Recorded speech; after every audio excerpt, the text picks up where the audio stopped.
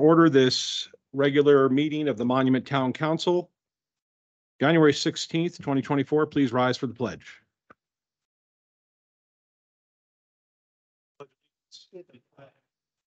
States of America, and to the republic for which it stands, one nation, under God, indivisible, with liberty and justice for all.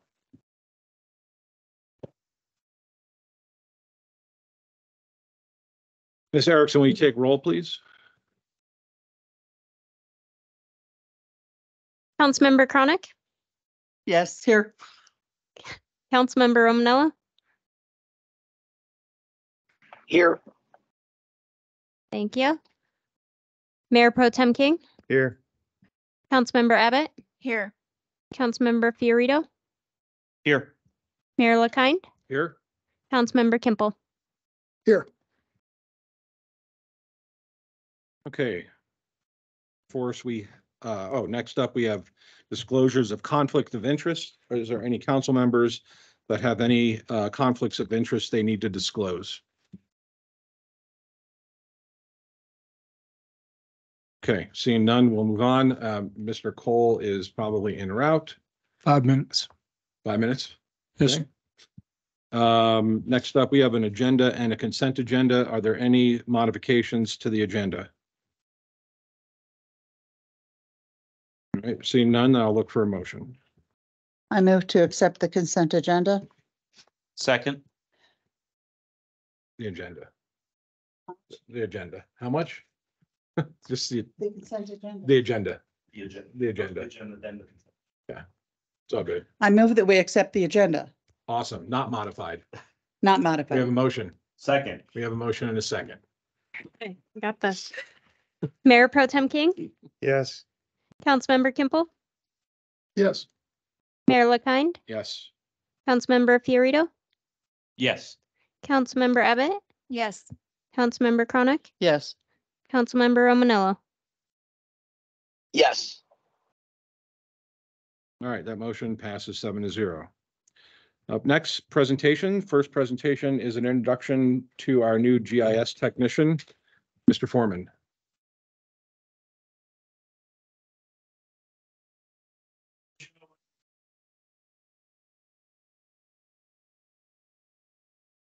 This is Connie Dreger. Connie, say hi. So Connie started with the town in October 2023, moving here from Oregon. She finished her master's degree in geography in 2008 at Westchester University of Pennsylvania, all the way from Oregon.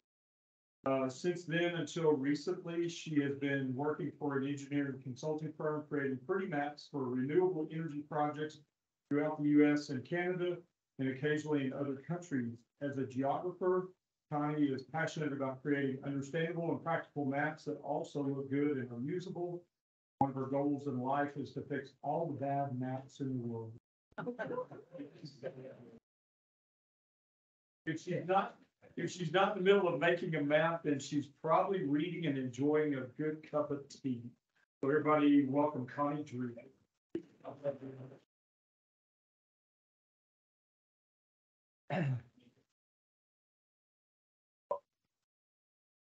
We definitely have. She already started working on the redistricting with Bob Cole, and I think our next meeting is with Mayor Pro Tem King. So that's her first large project that she'll be working on. No, but I don't have questions, but I do like usable maps.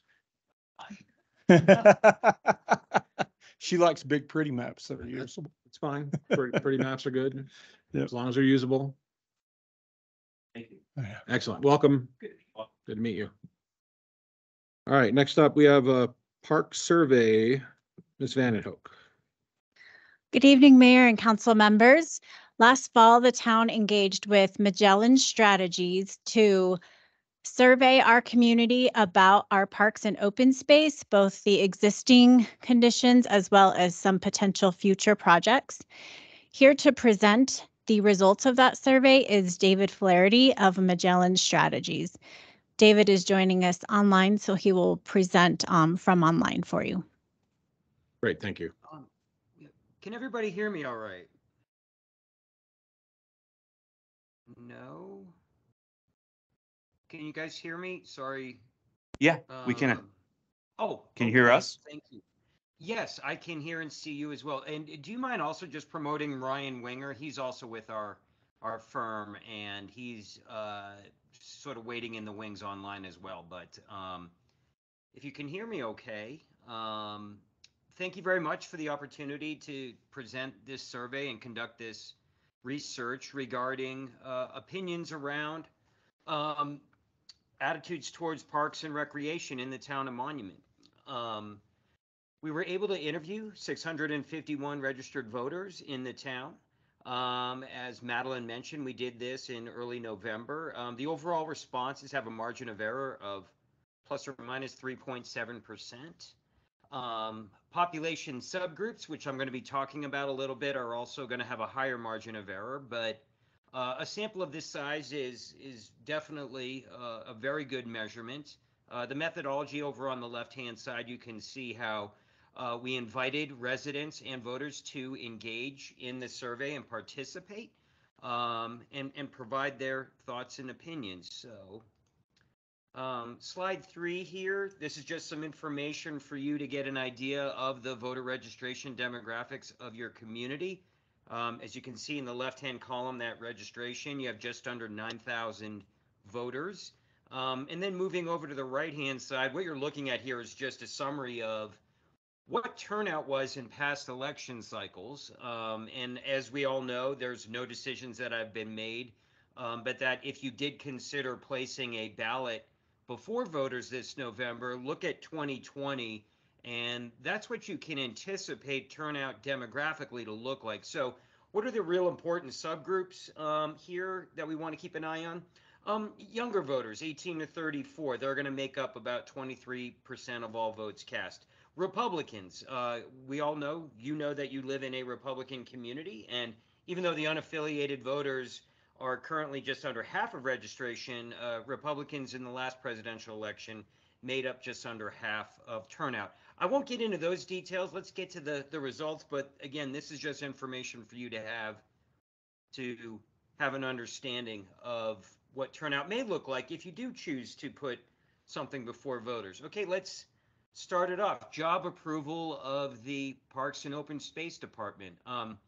It's in very good shape. When you have 3 out of 4 respondents saying that they approve of the job the department is doing, these are very strong job approval levels. Just as a comparison for some other communities where we do parks and open space measurements, typically anything north of 55 or 60% is excellent. So bottom line here, people are very pleased with the job that the town is doing providing these services. The next job approval, do you approve of the job they're doing maintaining landscape medians, right-of-ways, and other public areas? Again, as you can see, everybody's very happy with that. So again, check these 2 boxes. The department's doing good work. Without question, strongly approved 30%, somewhat at 51%. But overall, these are excellent measurements for a community and a department. Moving on, and we'd like to ask this question anytime one of our clients, especially a local government, is considering a ballot measure.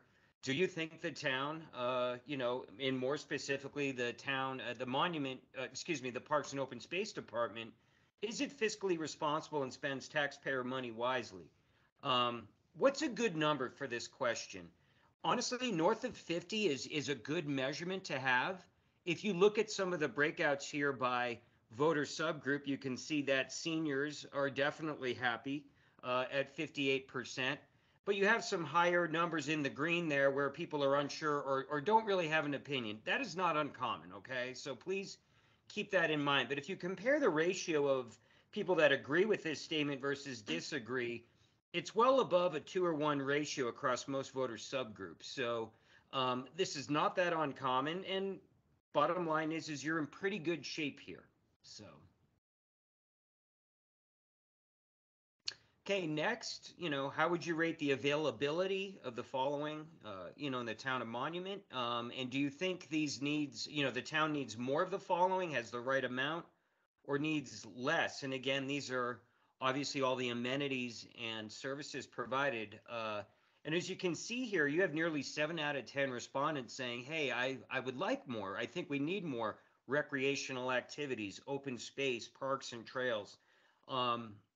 Without question, this survey is telling us that your community places a very high value on all of your open space and recreation needs. So the bottom line is, and one way to interpret this slide is just everybody should understand that, you don't need to convince voters here like, hey, would you like this or would you like that? Like voters are already there.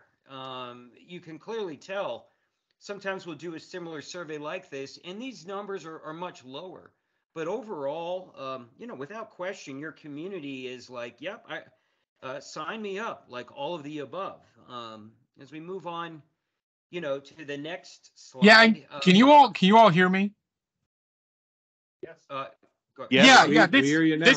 This is Ryan Winger with Magellan as well. The only other thing I would add to that last slide is just it's very common before you introduce any kind of cost for what these things may or may not cost, these additional amenities. It's very common for those numbers to go through the roof. So definitely agree with everything David was saying. It's just when you start introducing cost is when you start to see those numbers come down a little bit. Mhm. Thanks, Ryan. No, thanks for stepping in and clarifying that. Hang on one second. You just lowered the volume and now I can't hear the main person that's speaking. Yeah, just testing 1, 2, 3, if you can hear me. That's great. Thank you. Okay. Okay, these next few slides, we're measuring frequency. How often do members of your community use certain amenities? And this is sort of a catch-all. How often do you or someone in your family visit a park or playground? 1 out of 5 saying daily, 40% saying a few times a week. Those are definitely above average use levels versus, a few times a month. So again, your community really values and is participating in it. And as we move on to this next slide, we really wanted to know of all individual parks and areas and amenities, how often they do use them. And this is how they're ranked. And how we did this is that percentage next to the name of the amenity is a combination of obviously ranked by the uses of at least once a month or more. So Limbach Park is at 56%, and this is a good idea to really know what are people using, what areas and amenities are they accessing. And as you can see here, compared to the blue line at the very end there, never, your top 4, I mean, you're getting 3 out of your 4, residents and community members really using those top 4, Limbach Park, 30 Woman, Monument Lake. And these are very strong usage. And I'm not saying trailing off like Park Trail Park at only being 27%, but you're getting a lot of frequency here in usage. This next list, you can see it does drop off a little bit. No surprising, a cemetery.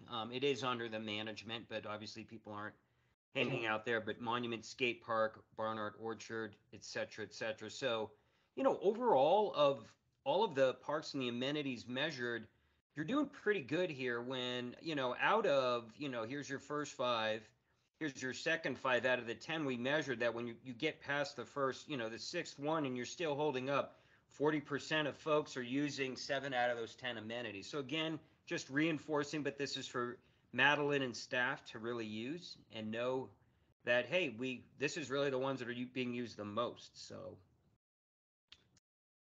okay, moving on from there, this is what we call a very general ballot measured test. Would you support or oppose a moderate sales tax, increase for the town to fund new parks, open spaces and trails and other opportunities? And for this project, we did it along a range of a 0.5 cent to 1% sales tax. And as you can see here, the overall response, 64% or 2/3 said that they would support one of these. Strongly support, intensity's at 30%, somewhat support at 32%. Strong opposition's at about 20%, which is about average in a lot of communities where just certain folks feel they can't afford any kind of increase for any purpose versus somewhat opposed. And then let's look at our, voter subgroups. Females slightly higher than men. A little, not much of a surprise there, but they're not too far off. Younger residents, 18 to 44, 7 out of 10. But you also have a lot of the seniors stepping in there too and valuing it, which is good to see, to know that across age range, and typically on age range, we see a little bit more of a, breakdown on this. Democrats versus Republicans. It's good to see those Republicans. You do have a majority of the Republicans that we interviewed, considering that, in 24, they're likely to make a plurality or just under half of turnout. Not to, nothing against unaffiliated or Democrats, but again, we really need to break down and understand turnout.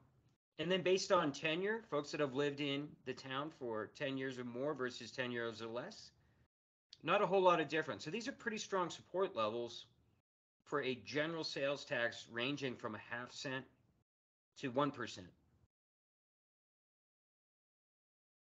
Okay, moving on from there, we wanted to educate and inform respondents and let them know, to provide you all, with some cover so you don't have people running up to you in the supermarket and saying, what are you guys doing?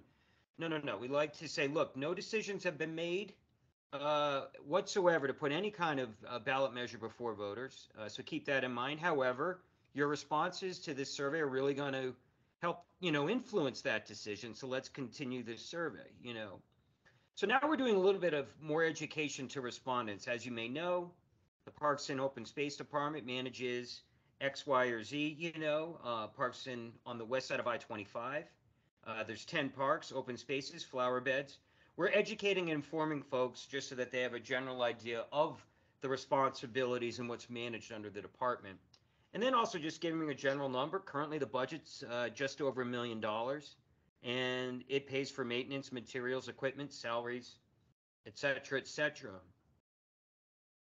And then moving on from there, before we give them any ideas, because part of this survey, one of the goals was to get feedback. What do you like? What do you think? What are you interested perhaps in expanding out or investing in? So again, knowing this, give us any ideas that that you think can improve our parks, or thought about, what the town should be prioritizing. And again, we measure this in a couple of ways, but we always start with the open-ended because we don't want to give anybody any ideas and kind of let them, on their own way granularly provide, responses. And there's a lot of responses. We encourage you to review them. But here's some of the themes that came to the top. Acquire more land to expand the town's parks and open space. Like, they would be supportive of that. They think that's a good idea. Looking to have parks and amenities tailored to families. There's a concern out there of overdevelopment on your residential development, of going too fast. This is a pretty common theme going on all of the Front Range. We do a lot of work. Town of Windsor had something like this very similar. And they actually have a very similar political makeup as yours, where about half of their community is also Republican, where Republicans supported something like this, or just more land purchases to sort of be a buffer, against, because they were concerned development perhaps was being a little bit too aggressive. But again, these are the major themes on the open-ended. They're tagged, and we hope, encourage you to look through that. And for staff, there's a lot to dig into there. Okay, then moving on from there, and again, this slide and what we're about to show you, these next couple of slides, is educating and informing folks, where we told them, following we're gonna, is a list of potential parks and open space projects that the town's considering. The list is also includes a description of the project and the cost. We think it's very important because that way you have responses that are a lot more relevant when people know, okay, you like that amenity or that investment. However, just be aware of how much it's going to cost. And then we did a scale on 1 through 10. So this is just for you to understand exactly what the descriptions were before we get to this slide where we rank them. And again, following is a list of parks and open space projects. A 10 is a top priority, meaning this is one that you would definitely want. A 1 to 4 is your least priority. And this is how things sort of stacked up. And, top of the list here at 76% based on a 6 to 10 priority. Acquire and develop new parks, trails, and open space. Cost can range from $100,000 to up to $2 million, depending on the size of the land and the type of the public area. And 21% listed this as a 10, just so you know. And you had the opportunity to list, obviously, each one of these. Followed by that, multi-use sport fields and courts. And again, the description was more about for youth and active adults. Soccer, baseball, softball fields. Cost could range from $100,000 up to $1 million, depending on the size and the type of fields. Third was improving existing parks. Improve existing parks by completing a master plan of each park that would address upgrading playground equipment. Approximately $150,000 for the plan. Swimming pool, pretty straightforward. The cost would be $1 million plus. 28% did put that as their top priority, but overall in the 6 through 10, it's just outside of the top 3. And, I won't take up all of your time going through this. I'm sure you've seen this before in the descriptions of the outdoor splash pad and so forth. So what was more towards the end, the description of outdoor exercise equipment along the Santa Fe Trail, cost relatively more affordable there, $150,000. But again, a dog park at a cost of roughly $100,000 and so forth. One thing that kind of came in the middle, and again, we're very familiar with a recreation center or active adult community center at a cost from 50 to 90 million. We do a lot of parks and recreation rec center surveys, just so you know, and they are not cheap by any means. So again, this is for you all to digest and to help you prioritize about what your community would like, with them being aware of costs. Knowing that from the same list of projects, which would you like the town to prioritize first? And swimming pool came in at 21%. Then the acquiring and development parks and trails, et cetera, et cetera. So again, staff and council, you have to have that to help you understand, perhaps to make some decisions. And then we did some open-endeds, basically asking a person, please explain why you picked that particular amenity or improvement or project as the top priority. And here's a sort of a summary, just simply of the folks that said a swimming pool. Why do you want a swimming pool? And here's this, a general summary: lack of current options, inaccessible and affordable pools in the area. It's a community connection, acquiring and developing new parks, trails, and open space, preserving open space and natural beauty, balancing growth and quality of life. That's always a very big one. Recreational opportunities for all ages. Regarding the sports fields and, the courts, etc., there's a belief that the current facilities are inadequate. Community health and well-being, economic and community development, from that, those folks listing that as number 1, feeling that you could, host tournaments, etc., etc. And, that's, I know you've seen this presentation before, but again, a lot of open-ended data of people describing why they've named this as their number 1 thing. Moving on from there, there was also a question regarding recreation leagues and the town starting up management of them. So again, as you may know, the town currently does not offer any recreation services, or leagues, if you will. However, they are considering adding leagues for both adults and youth. Knowing this, where would you think we should start? If you're not aware of this, I'm sure many of you are. Pickleball has really grown in popularity. In fact, some other communities, we do surveys to try to separate tennis advocates from pickleball advocates. But again, looks like pickleball is top of the list for you, followed by adult softball, tennis, and soccer. And the percent saying that I would be very or somewhat interested. So again, this is, helping Madeline and her staff to help prioritize where to begin. And then this next slide, we see that youth soccer and Little League really comes in very close, followed by youth softball. And following up from that, we then said, okay, that's what we were thinking. Are there any other adult or youth leagues that you may be interested in. And this is what was mentioned: volleyball, basketball, kickball, dodgeball, field hockey, disc golf, a running club, and a cornhole league. So, and then I think- following after, yes, sir. I think kickball and cornhole are drinking leagues, though. I don't know that we want It's fine. Well, that's why you have Madeline on your team to help figure out alcohol, or I don't know. Madeline, if start the working on it. important- Right, if it would fall back down on the list, if we had to say that, whether it was, BYOB or such, or these are dry leagues, but I'm not sure how those would affect these results. But again, I hope this is helpful for you to decide to offer some really fun, great leagues for your community. And then following from that, we had some kind of just really some demographic questions on your community's employment status, on to have a better idea, are you working from home? Or are you working outside of Monument? If so, where? So we have some data here on that. 53% in person, 20% in Monument, 34% outside of Monument, about 25% locally. So how many are working hybrid?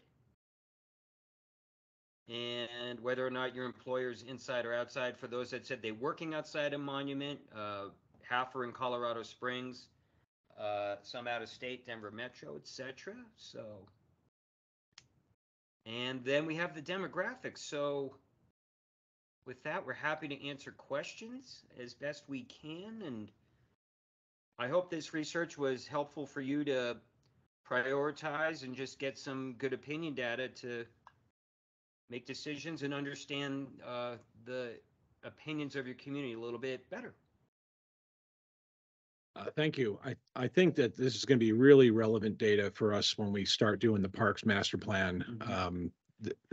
And this tells us a lot of information we didn't know, I think, for the last several years, right, Madeline? Any questions from the council for Magellan or Madeline? This is really good information. Thank you. Good stuff. Thank you very much for that. That was pretty awesome.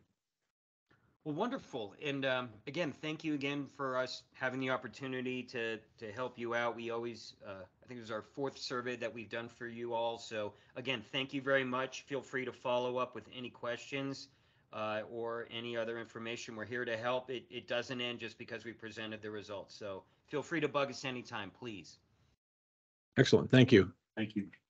Okay. You have a good evening. You too. Okay, next up. Ordinance number 04-2024, an ordinance temporarily suspending new applications under the Town of Monument Land Development Code. Welcome, Mr. Cole. Glad that you can make it. Yes, sir. So I will go through this ordinance a little bit and then also ask Mr. Foreman to join in on the reasons we're presenting it to you. And those are laid out in part in the recital paragraphs of the ordinance. And the thing we've talked about at the staff level is the challenges faced by the planning department right now with the resignation of the planning director, that having occurred several times here in the last several years, a relatively new and somewhat inexperienced planning staff, large number of applications, and a desire to really provide quality planning services to your development community and your citizens. And with that, then this ordinance proposes that the town temporarily suspend new applications under the Land Development Code for a period. And that would include applications that either have not gone to a pre-application conference, or for applications that are not required to go through that as a mandatory first step. An application has not yet been filed. And so the applications, if you went forward with this as written, the applications that would go forward still would be those that have been filed and received prior to January 4th. And those that are received after that date, but which had that pre-application meeting before, a mandatory pre-application meeting occurring before January 4th. And then another exception that would include essential public services. And the ordinance defines that as including but not limited to fire, law enforcement, emergency medical, ambulance, water, sewer, stormwater management, electrical, natural gas, roads and transportation and recreation services. So the point of that carve out would be to allow applications to move forward, which are providing those public services that as written are deemed to be very essential, and not hold up those projects. Those projects are, many of them are intended to serve the development that we're trying to catch up with. And so that's why those would go forward. Proposed in this ordinance that it would be effective for a period of time that would go through the July 15th town council meeting. That's roughly 120 days.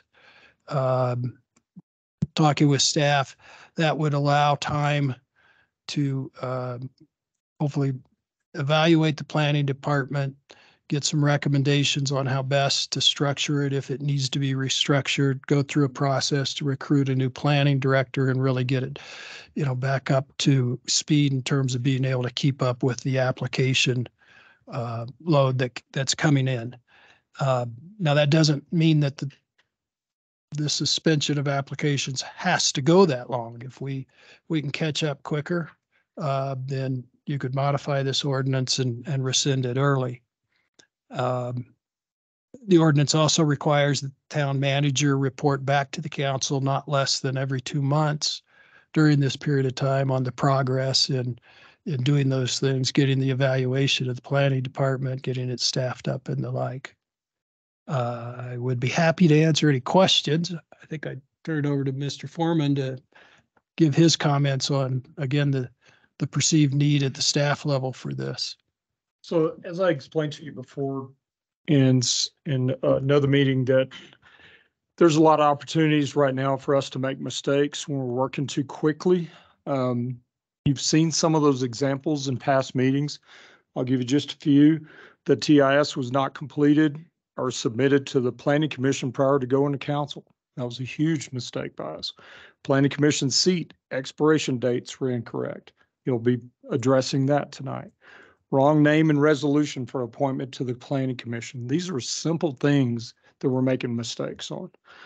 Mistakes found by our town attorney and staff on our latest Planning Commission packet review caused us to cancel our last Planning Commission's meeting. All of these caused double work for our attorney, our staff members, our Planning Commission, and our council. So my strategic plan moving forward is to hire a consultant to case manage the 25 to 35 existing cases for the next 45 days. The maximum spend that I sent y'all is $24,999 before I have to come back to the council. Then at the same time, we're going to prepare an RFQ for a planning consultant to continue case management, do process review, adjust processes where necessary, review and adjust current ordinances, work with Bob Cole and with the Planning Commission and Town Council on education sessions, which I've requested, and prepare for the new director to be hired and provide assistance for a minimum of 60 days after that hire date.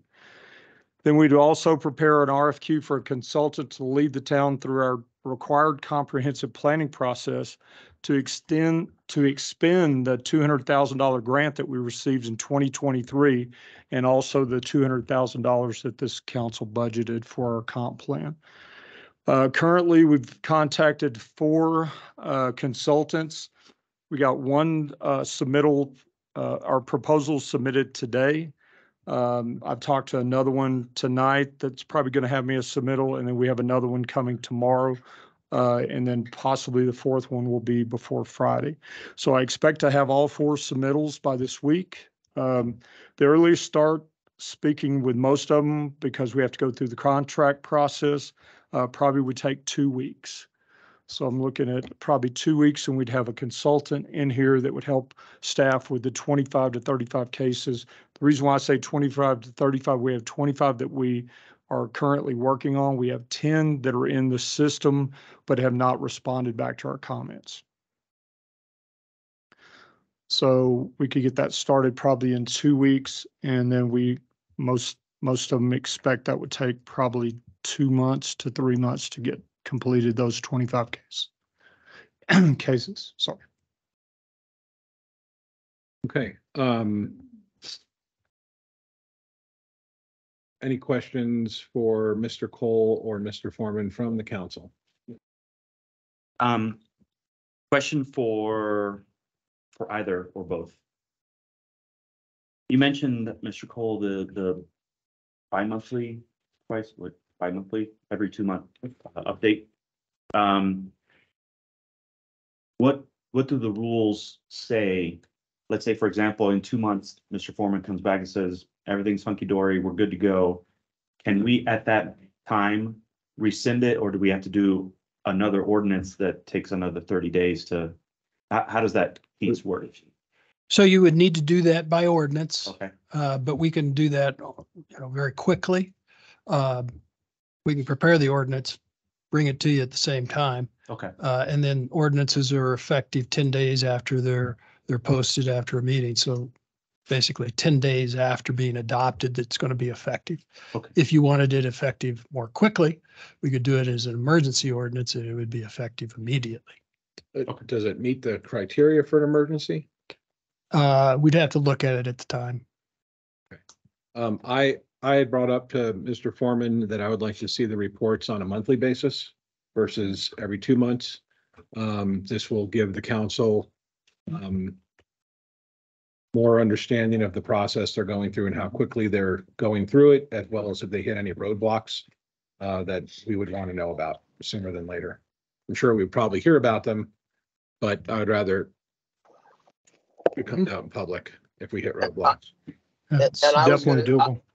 I was gonna suggest 45 days. The 30 days is fine, because that way, based on the timing of meetings, the 60 days could turn into maybe more like 70 if it falls after a meeting already happened. So I'm in support of something like that as well. Are we in agreement with 30 days? I like that. Okay, I like so 30 days. Is so that, that is our first modification to the ordinance. Although I don't think we have to change the language of the actual ordinance? ordinance, it would be the language within the ordinance. Right. The ordinance title, though, when we have The put title. on it, it would be, Oh, I see what you're saying. yeah. Okay. So we would. So it'd be section 5 of the ordinance. We just changed the language there. Section 5. And Mr. Foreman, can you speak to why this is essentially 6 months, 120 days versus doing this every 30 days? I suspect we don't want to do like monthly ordinances to continue this, right? So can you kind of lay out why we're doing 120, why you're suggesting 120 versus every 30 days? Probably a good question for Bob, but I can say for staff, it's a better guarantee for us that if we don't get a director hired within 120 days, we don't have to come back every time and do a new ordinance. It's just bringing that back to you. This, I think, guarantees that we have the time to be able to do this the right way. But if we get it done sooner, we can come back to you and change it. Mr. Foreman, of the 10 that are in the system, do you think 120 days is going to resolve that? If it does, do you then bring in new or no? Or do we Let put me, a halt to the suspension at that point? let me clarify. So we have 25 in the pipeline right now. There, so not, That- those aren't new. Those are new. We have 10 that we've already addressed and sent out comments to, but we haven't received comments back from them for some time. So we've kind of put them off to the side. So we're working on 25 cases right now. Okay, so of those 25, how many fall into the holes that were defined by Mr. Cole? None. All the 35 that are in the pipeline total continue to go through the pipeline as Right. planned. Nothing new comes in. Check. Right. Thank you. Yeah, these will go all the way through. Okay, and is this enough time? To complete the 25 cases, 35. well, if the other 10 respond, yes, ma'am. Which time limit are you looking at? I would say the 6 months is definitely enough time to do that, but I think what I hear from the council and what I think we can do from talking to the consultants today, that they can help staff get this started. And then if we can get another consultant in here that can be full-time, I think we will have enough staff and a full-time consultant to be able to do that. And then also what I'm trying to not do is hire a brand new planning director that comes in here and has 35 cases to look at, and also is trying to manage 2 staff members, and also trying to do everything else that we have them doing. And so what I want to try to do is get as many of these cases worked out. We may not get them all done, but get as many as we can do. Get another consultant in here that helps us change our processes, look at what we need to do better, and then also remember the comp plan. That's an 18-month process. And so, we gotta look at that. I will play devil's advocate. What happens if this doesn't happen? Which piece? If it doesn't happen, which piece? Pick something. Okay, we don't hire a Excuse me, director. what happens if we don't hire a consultant? We just plow ahead forward as though we're gonna hire a planning director, get additional staff, whatever. And what happens to all of these cases? All of these applications? I think you've seen the mistakes we've made in the last couple of months. That's what I wanted to hear. Yeah, that's my fear, is that we continue making those mistakes. I don't want to do that. It's not fair to the development community to have them come to the meetings and we haven't done what we needed to do. And it's not very fair to you as the elected officials, but it's also not fair to our community. Exactly. Thank you. So I've got a question. The pre-application meetings, because I know it's come up. We've had several emails from our developers, and one of the comments was about pre-application meetings. And I know you've put a stop to that, and it's been posted publicly. So my question is, if we were to allow pre-application meetings, and I don't know all what goes into that from an administrative standpoint, obviously staff time, can we still, and you had mentioned when I asked earlier, this would be a question for Mr. Cole. Right. Can the clock continue to be stopped post pre-application meeting? Or is it in some statute that says once the pre-application meeting occurs, the clock begins and we have no way of stopping it? So are you talking in term of changing the proposed ordinance so that it allows pre-application meetings to continue to happen, but then the process go no further than that? Correct. I think you can allow that. There's no statute or case law that says that under a suspension, you define that you can get so far, but you don't go further. So I think you could do that. I don't know what additional burden that would put on the department. That was gonna be my follow-up question would be, right, if we don't have a planning director who is the technically authoritative, I guess we would have to grant that authority to sign off on whatever gets done administratively during a pre-application meeting to either a third-party consultant once you hire one, or you've given the authority, what you probably have to do the signing, right? Exactly. Most times, yes. So and I don't know how many pre-applications are out there, obviously. But given the fact that it's been brought to our attention via email that it's a concern, I wanted to just make sure that if the staff is not comfortable with continuing accepting them, at least the council knows it. What I'd like to do, honestly, is wait a month. Let us get this consultant in here, see how far we can get, and then let me report back to you in a month, and then consider accepting them in a month. Thank you for that. Okay. Can I ask a related question? What are the, educate me, what are the pros and cons of the pre-application meeting, of having those? And would we be setting unrealistic expectations if we have those with this moratorium? What educate me? What are the pros and cons here? So the reason that we have pre-application meetings is to, one, educate the development community on what our processes are. Also for us to get an eye on what are they bringing to us, and so that we can prepare all of the reviewers for what's coming and let them take a look at it. So that's the advantage for both sides.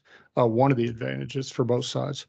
Right now, like I said, it's just adding more work for staff when they have plenty of work. I mean, I literally have one staff member's been on for 1 year and 3 days, and I have one staff member that's been on less than 4 months. And he just graduated college. And so I would like the opportunity to hire this consultant, spend a month with them, look at our processes, see what we can improve, get these cases working, and come back to you and say, hey, I think we can take pre-apps now.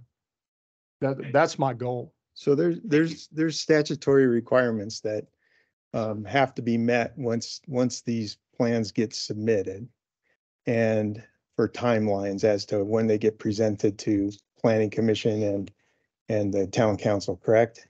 Well, they're really code requirements as a home rule, especially in this field of land use. We don't follow the state statute. We follow your charter and your ordinances. But yes, your code imposes a timeline that without these suspensions or the proposed suspension, your code expects you to meet timelines in processing applications. So what happens if they don't get met? Well, in one context, the town could be sued and the court could order you to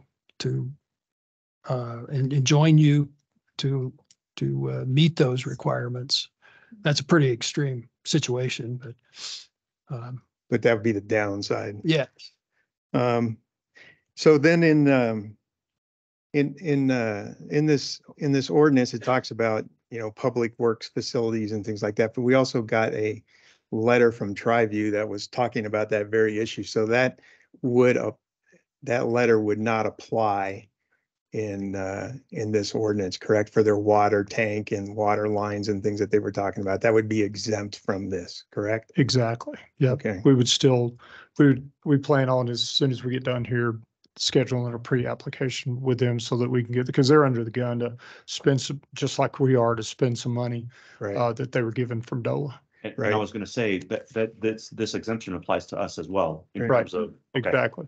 And So- as you can see, it's Parks Department and everything like that, because they've got some projects. And would it make sense, let's just say, because this is going to be a moving target for a while, probably. I mean, my personal opinion is we have to get this problem solved, and we've been dealing with this for a long time. We've been kicking this can down the road, and we need to try to figure this out. But would it make sense that this gets unwound in a way, like, and I'm just going to make stuff up, but 30 days, we make some progress. Maybe now we can unwind the section of pre-application meetings. And then in another 30 days, maybe it's, I don't know, industrial uses or something like that. And then in another 30 days, it's something else, commercial uses. Just that type of a process, would that make sense to try and do, rather than just blanket say that the entire suspension is done? We could unwind it in sections. we'd want to think about what those sections are. You've proposed one mechanism, another possibility might be to, allow X number a month for a period of time, as we're kind of easing back into it. Mhm. Um, And I think we have an ordinance that addresses that now, that we can only take so many to the planning and council right now. Or maybe even like existing approved PUDs or something like that, those would be easier to deal with most likely than something that's. we brand new. could certainly look at those opportunities to kind of throttle it back up over time instead of just, getting to a point and opening it up and Right, being because- inundated again. Yeah. Because we need to get a handle on it somehow. And if I could, your question about the essential public services that this accepts. So as we're talking about this pool of pending cases that will, as written, and again, you can change it if you want, but as written, that pool of pending cases being kind of 25 active cases, 10 cases that are kind of unknown stagnant status. These exceptions could very well add to that. We certainly know of at least one application that's likely to add to that. So staff may still be faced with processing actually more than 25 cases during this period of time. That makes sense? Right, thank you. Yeah.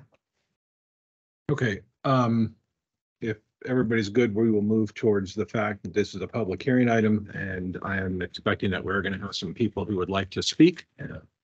So what I would appreciate is if you could, when you come up to the lectern here, if you could make sure you fill out the information on the sheet that should be up there.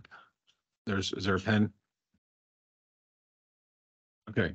Yeah. And state your name to us so we know who you are, where you're from, and then you can begin providing for or against this ordinance commentary. So is there anybody here who would like to speak?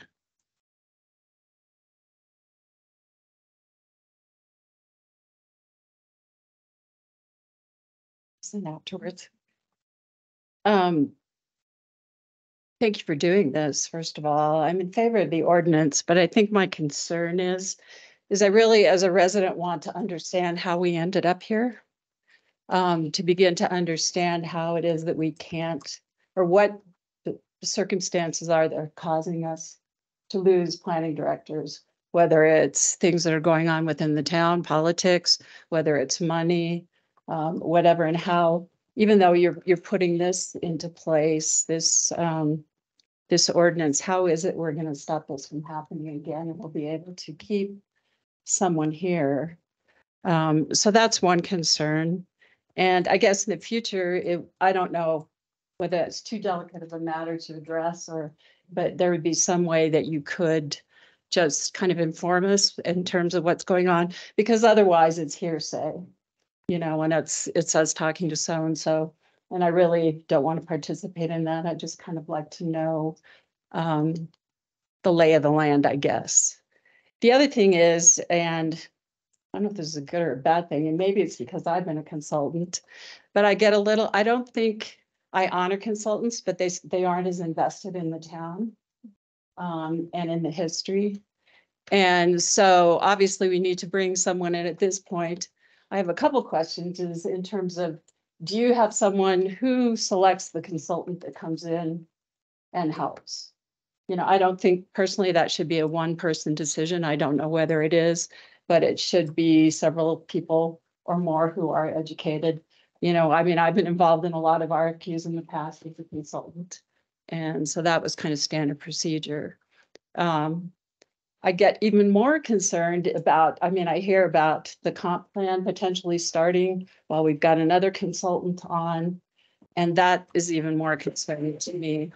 And I don't know the timelines and anything, so I'm throwing out my opinions. But it would be nice to be able to see this stopgap here resolved before we launch into a major planning effort related to the comp plan in the town. So that was just a few things I wanted to offer. Thank you. Thank you. We can hold a response to those after, unless you want to respond to them now. It's up to you. Okay. I mean, most of them I can't respond to because employees leaving the employment of the town of Monument is a human resources issue. And so, we can't discuss that. But who selects the consultants? Town staff does. Council sets policy for the staff and for me. And so we select the consultants. So how many people would you say is it? Typically, we have 4 to 5, on there. Yep, definitely. Good to And I'll just jump in for one quick second because you talked about the comp plan and timelines. We do have a timeline that we have to meet with that due to grant money that came in. Okay. So that has to. so that it does have to take a priority. Yeah. And that timeline's very short now compared to just like Tri-View just stated in their letter.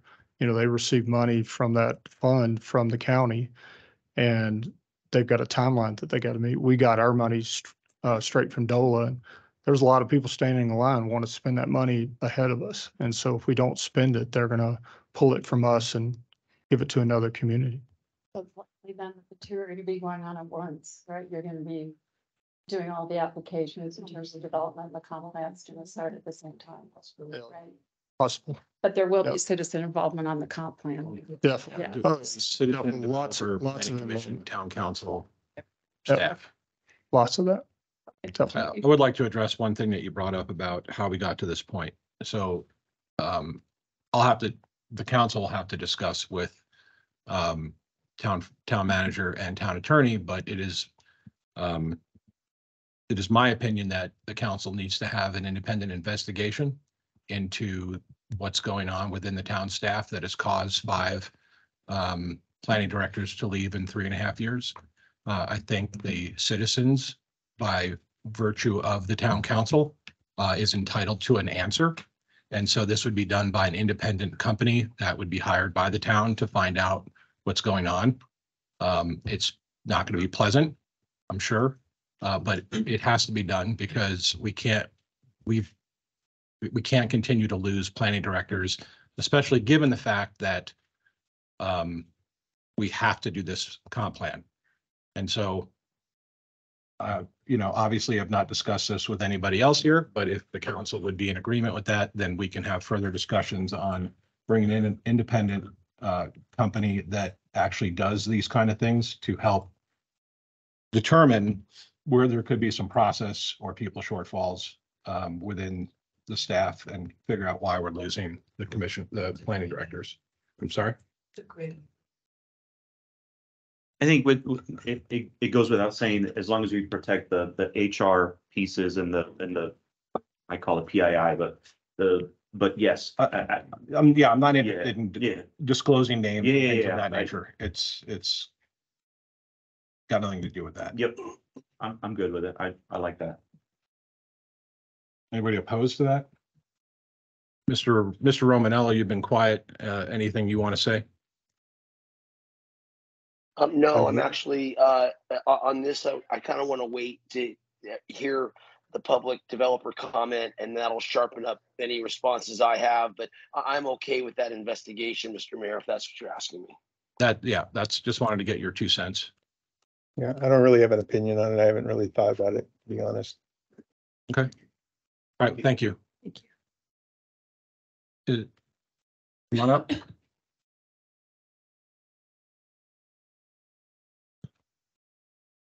Council, I'm Joe Littleton with Classic Homes. We've been developing in the town of Monument for 25, 30 years. And I wasn't going to address this question, but you brought up a good one. I've seen a lot of boards here and a lot of planning commissions. And to answer your question, it's not just staff. Planning commission and boards up here at small town politics, you guys are rough on them. A lot of times you don't follow procedure. A lot of times you have personal agendas and vendettas. And quite frankly, we always say it's small town politics. It's just what it is. But I can see why it'd be tough to be a planning director when you had to deal with that. You guys have stuff that comes in front of you that's you're supposed to be judge and jury. And here and the planning commission, members show up with a written statement on what they think is supposed to happen. You're not even supposed to have an opinion. You're not supposed to vote until actually you hear all the information, see whether it meets the criteria. And you already have a written letter stating that you don't like it before you even heard the applicant and heard whether or not it met the application or met the requirements. If I was a staff member, planning member, I'd be like, what's the point of me doing all of this work and verifying that they did all these things, making them do all these things? And they check these things off and you say, you know what? I just don't believe you. As a planning person, I wouldn't want to work here. I don't blame them. I do have one more specific question. Can you define for me or point me in the right direction of what is considered an application? Yeah, the answer to that would be in the land development code and following the code, and primarily the Article 1 and including Table 1.1 speaks to applications in the process. Okay, So so if you have a platted parcel that just needs a site plan, is that site plan considered an application? looking for planning staff to help out on that I'm not here. question. What was the question? I'm sorry, I was answering. We have a platted lot. Let's say give you a scenario. I've got a platted lot. I sold a house on it. I'm gonna bring it in. I gotta get a plot plan approved. I got a site plan that needs to be approved. Is that an application? We can get you that answer later. I have to get with planning staff. Because if that's the case, you've effectively put us out of business for 6 months. So yeah, we need that answer. We'll get that for you tomorrow. Sure.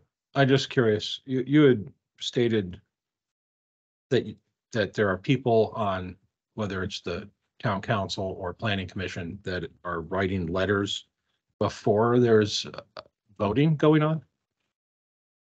Yeah. They have a written statement basically saying that they're not going to approve it because they've already written this whole document. That's from current people that are sitting here, or is this from the past? Yeah, I watched the last one where we sold a parcel to someone that they wanted to put a gas station on it, which is a use by right. And Mr. Kimple had a 10-minute dissertation on how many gas stations are in town and we don't need any. You do realize that one of the things that we do, judge and jury, is when we get the packet, we're entitled to investigate. Right? Yeah. If we didn't do that, we would be ill prepared to speak to the matters that get presented before us. So are you suggesting that in the future, we get the packet on a Tuesday or a Wednesday and we ignore it for the next 4 days and wait until Monday night to hear and read all of it? Because if that's what you're suggesting, these meetings will go into 2, 3 o'clock in the morning because we'll have to read some of these packets that go 300 pages. Well, we've had some at planning commission that have been where they've had a written statement about how they don't want to approve the project ahead of time. That's the same thing. You're saying that's okay? I don't know what the planning commission does. We don't set all of their policies, but they get the planning packet typically several days before their meetings also, so they can be prepared and look to make sure things meet the code, meet the comp plan, meet the design criteria that are established. If the suggestion from the development community is that we come in here blind, then you'll be sitting here all night while we read those packets. No, I'm assuming that they wouldn't have already written opinion and statement of what they're going to vote on beforehand, before they've heard all of whether or not it met all the facts. Well, something we can discuss at the next joint meeting with the planning commission to ensure that there's no statement of fact as to how they're going to vote. But I can assure you that we're going to continue, when we get the information, to be able to read the evidence so we're prepared up here. I mean, all of us are doing this for free. Okay. But we're also looking at it. We've got a zoned piece of property that says these uses are allowed on it. Just like we bought the property, it was zoned. And so you can put these things on it. So it has a value to it. So then we think we're going to be able to put those things on there. As long as you use something that's within that zoning, allowed in that zoning, you should be able to get it approved. In a lot of municipalities, those things are done administratively. They're not even brought back to the board if you've met the zoning criteria. And in this case, it's a gas station. You can argue about whether or not they're going to make money or not, but that's their fault. We sold that property to that gentleman with, here's the zoning and here's the uses by right. When he gets here, so they're like, no, we think there's too many gas stations. There was also too much traffic and the roads weren't prepared, and we were legally But- allowed to table that conversation until such time the roads were developed to support the traffic. The roads are developed. No one The denied, inter- no one the denied inter- the The application. inner improvements are completed on that road. That was part of the whole. That intersection is not completed. Intersection's not part of the interim improvements. That intersection wasn't required that by our See, traffic. You know, There's a- and I don't want this to get too contentious, but this is the part where Classic Homes has come to us and said how you're a good neighbor. We are responsible for our neighbors we live with and the ones that surround us. And you building a gas station that was going to cause traffic jams for everybody going to the surrounding school districts, and I've sat in it, was not acceptable to this council. The So traffic you problems arguing are- the fact that it was about a zoning issue, it had nothing to do with it. We continued it and they could still have developed it when the roads were complete. That was what our concerns were. The roads are built to the traffic improvement agreement that was stated ahead of time. We should be able to build out our whole project without doing the intersection at 105. That was the agreement that you guys made with us when we made the improvements, put the inner improvements in place. We owe 20% towards that whole road. And Doug Stimple said, you know what, instead of waiting until the whole road's put in and giving you guys a 20%, why don't we take the 20% and put in the improvements at 105 because they're needed now and we're going to want them anyway. And then we'll just wait until the rest of Jackson Creek Parkway gets put in place. The interim improvements that we've installed and they're in place today, other than the traffic light that has to be put in on the one we talked about putting in, that is all the traffic improvements we need to put in for the whole project. We don't have to do the intersection. That traffic is existing traffic problem. We want to fix it with the extra 20%, or the 20% we're supposed to use for Jackson Creek Parkway. We do think we're doing you a favor. I'm disappointed that you don't think so. Well, I'd like to just make the comment that, and I don't want this to get contentious. What needs to happen with 105 and Jackson Creek? I think we probably have a little bit of disagreement with that, but what I am going to say, because you did come up and make the statement, since I've been here, not one project's been denied. And other than annexations, there was 2 annexations that were denied. But no projects within the town limits have been denied, including that gas station. It was kicked down the road for 30 days because of this reason, which is why we have to talk about this, Fair enough. because the planning staff is overwhelmed. And they didn't include all the pertinent data. Nobody voted on that. That was supposed to come back. And again, you're making some claims here, but not one project's been voted down in the time that I've been on here. But I'm hearing that we're required to put the 105 improvements in. Otherwise, we can't build any more things on our project. When that wasn't the agreement that was put in place when we split out those 2 scenarios. And that's why, quite frankly, that's why everyone's frustrated up here, including us and including you guys. Well, again, we've got a planning staff issue that we're trying to resolve. I don't know what that whole agreement involves, so I don't want to sit here and have a debate about it.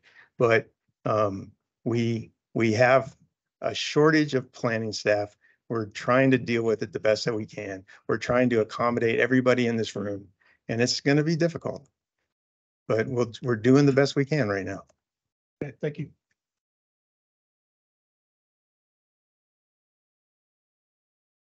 Good evening. My name is Phil Stupert, and I'm up here speaking on a few perspectives from my standpoint. Number one, I live in the area, so I have some vested interest here. Number two, I'm the planning director for HR Green, and I've been up here in front of you all. You probably recognize me, taking some projects through. And then thirdly, I'm very involved in the HBA and in leadership, and speaking here on behalf of the HBA tonight. As a resident of this area, I truly want to see the town of Monument succeed, do well. I mean, I really do. We want to see more restaurants here. We want to see things happen. You hear that all the time. Doing a moratorium for any length of time sends a message out That's not good. It's not positive. I don't care who you are. It does not send a positive message out. Because you may have somebody that wants to bring in a nice restaurant and sees or hears about this, even if it's 30 days, is going to say, man, town of Miami is doing those types of things. I think I'm going to go 2 miles down the road and build my restaurant. It's just not a good message to send. So as a resident of theirs, I would hate to see you go more than 30 days on this. I understand a brief pause. I work with your staff. I know what's happening on a day in and day out basis. I understand a 30-day pause, but nothing more than that, because and I've seen in other jurisdictions where they get third-party planning staff on in like 2 weeks, 3 weeks. You can do that. You can get help, maybe 30 days. Let's give you that. But I've seen it happen in 2 weeks. Our company has done that. You're in like that, you're helping. So I encourage you to strongly consider that. Now, speaking as someone who submits plans and deals with your staff day in and day out, I've seen 4 planning directors. I think I'm on the 5th staff person reviewing my plans. It's unacceptable. I mean, it's been voiced here. It's absolutely unacceptable. And I just want to see something change and that there has to be some stability of something. I work in tons of jurisdictions up and down the Front Range, other states around the country. I've never seen so much change in my own town that I live in. It's just gotta be fixed. And you were saying it, Mayor, earlier, it has to be fixed. Every time somebody leaves, institutional knowledge leaves, I have to redo it. I'm retraining your staff, telling them what happened. I mean, it's hard to do business here. And I think you guys know that, right? It's hard to do business, and somehow that has to get solved. Mr. Jeff Lindgren, he's doing a great job. I mean, considering that now he's only 1 left there, but he's trying hard. But there are some mistakes that are being made, as Mr. Foreman said, but he's trying very hard. So I just wanted to mention that. I mean, yes, people make mistakes, but he's also the only one person here, and I'd hate to be in that position. Lastly, on behalf of the HBA, I mean, obviously the Homeowners Association does not want to see any moratorium or hear the word even spoken, right? But we get it. You need to pause in some way. I think bringing the third party on, and again, the HBA believes that a third party as quick as you possibly can would be acceptable. We would love to see that. And just doing a long-term moratorium doesn't seem necessary at this point. And there's other solutions that can be done to avoid this to be 180 days. There's other solutions in the short term. This idea about the pre-app and all of that from a legal standpoint, our perspective from the HBA is, let us still do pre-apps, but at that time you can have the conversation with us. Let us do those pre-apps. It doesn't mean we'll submit, number one. And number two, it allows us to get into the system, start talking to you, get some feedback. And then by the time we actually submit, usually it takes 2 to 3 months, sometimes as much as 5 to 6 months until we submit after a pre-app. So I just want you to consider that and possibly consider the pre-apps to continue to happen. There was discussion about picking and choosing, possibly maybe you let industrial just happen. I mean, you have your town attorney here, but I would not recommend that, because now you're selecting and picking who gets to come in and who doesn't. I see a lawsuit written all over that. I mean, the developers that I work with all the time, if they're trying to submit in, somebody else submits for industrial and I'm submitting for residential and they get picked, I just don't think that's a good avenue to go. And I don't think the HBA believes that's a good avenue to go. Want more clarification, as I think was mentioned by Mr. Ladoy, about what actually constitutes, if you do this per ordinance. Is it CDs? Is it processing permits? Is it only annexations? Like we truly need to see some clarification on exactly what that is. And hopefully maybe tonight we can get that answer. Would be fantastic. With that, I'll conclude my comments. Ms. Schumacher from Vantage Homes is also going to come up here and speak on behalf of the HBA as well. So thank you for your time and thank you for listening to us. Thank you. I have one question for you before you take absolutely. off. So the purpose of my comment about unwinding it was to to not have the whole entire suspension for 6 months, that it would give a break. My understanding, and I mean, we'll clarify that with our attorney, but my understanding is that there are lots of municipalities that have very specific moratoriums on very specific pieces. Denver had one on mobile home parks, for example, right? Yep. So why would that be anything different than that? It would be just like, then that suspension goes towards just this section, but now this section is freed up, which would be good for that person to have, right? I think a better alternative would be to, let's say after 30 days, you say, okay, we're going to take 2 more applications rather than picking industrial versus commercial, say, we're going to take the next 2 that were in line. I think is a better way to do that. Because that way you're not, there's no bias or anything. You're just, here's the next 2 people that are in line. Let's let them submit, let them go through versus saying, well, we're going to pick the industrial one and not the commercial one. I just think that's a better way to go. I'm only thinking that might be something that's easier to do. I'm trying to make it where it's an easier transition to go back in. Right. And I don't know. I mean, this is, I was just throwing stuff out. This would be a planning staff question, but you know, whatever the easiest thing is first, and then as it gets harder, like taking for example, a piece of property and rezoning it into a giant PUD would be difficult, but an existing PUD might not be so difficult, or the same with industrial uses. I'm just asking kind of where you're coming from on that. Yeah, again, and I think just rather than picking and choosing different types, I would just go in the order and let the next 2 come through in the next 30 days would be the better way to do it, just in our opinion. Okay, well, I appreciate it. Yeah, absolutely. Thank you very much. Thank you.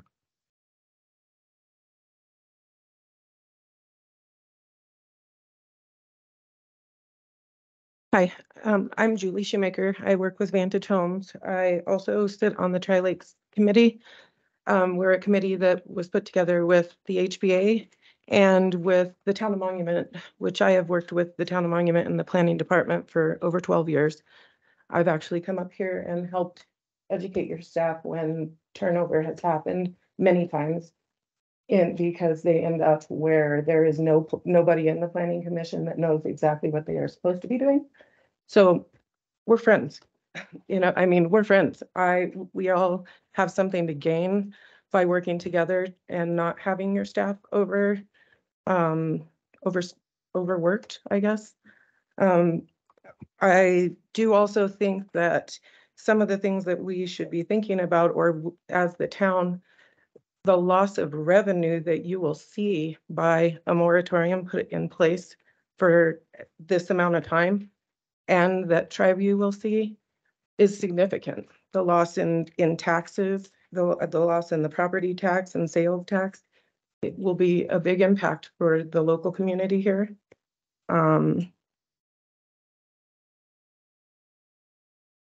Let's see. We would definitely, I mean, I think I'm definitely in support of taking a delay for 30 days and trying to reevaluate in the history of what I have worked through in the 12 years working with you guys. There has been more than one occasion where the third party has come in to help with the planning side, and it has improved. We realize that review times slow down, and they have also called those out, that review times would be slower. I just ask that you all consider the revenue and consider that we are partners with you and have been for a very long time. I mean, we all want to get through this together, and I just wanted to come up here and let you guys know. Thank you. Thank you.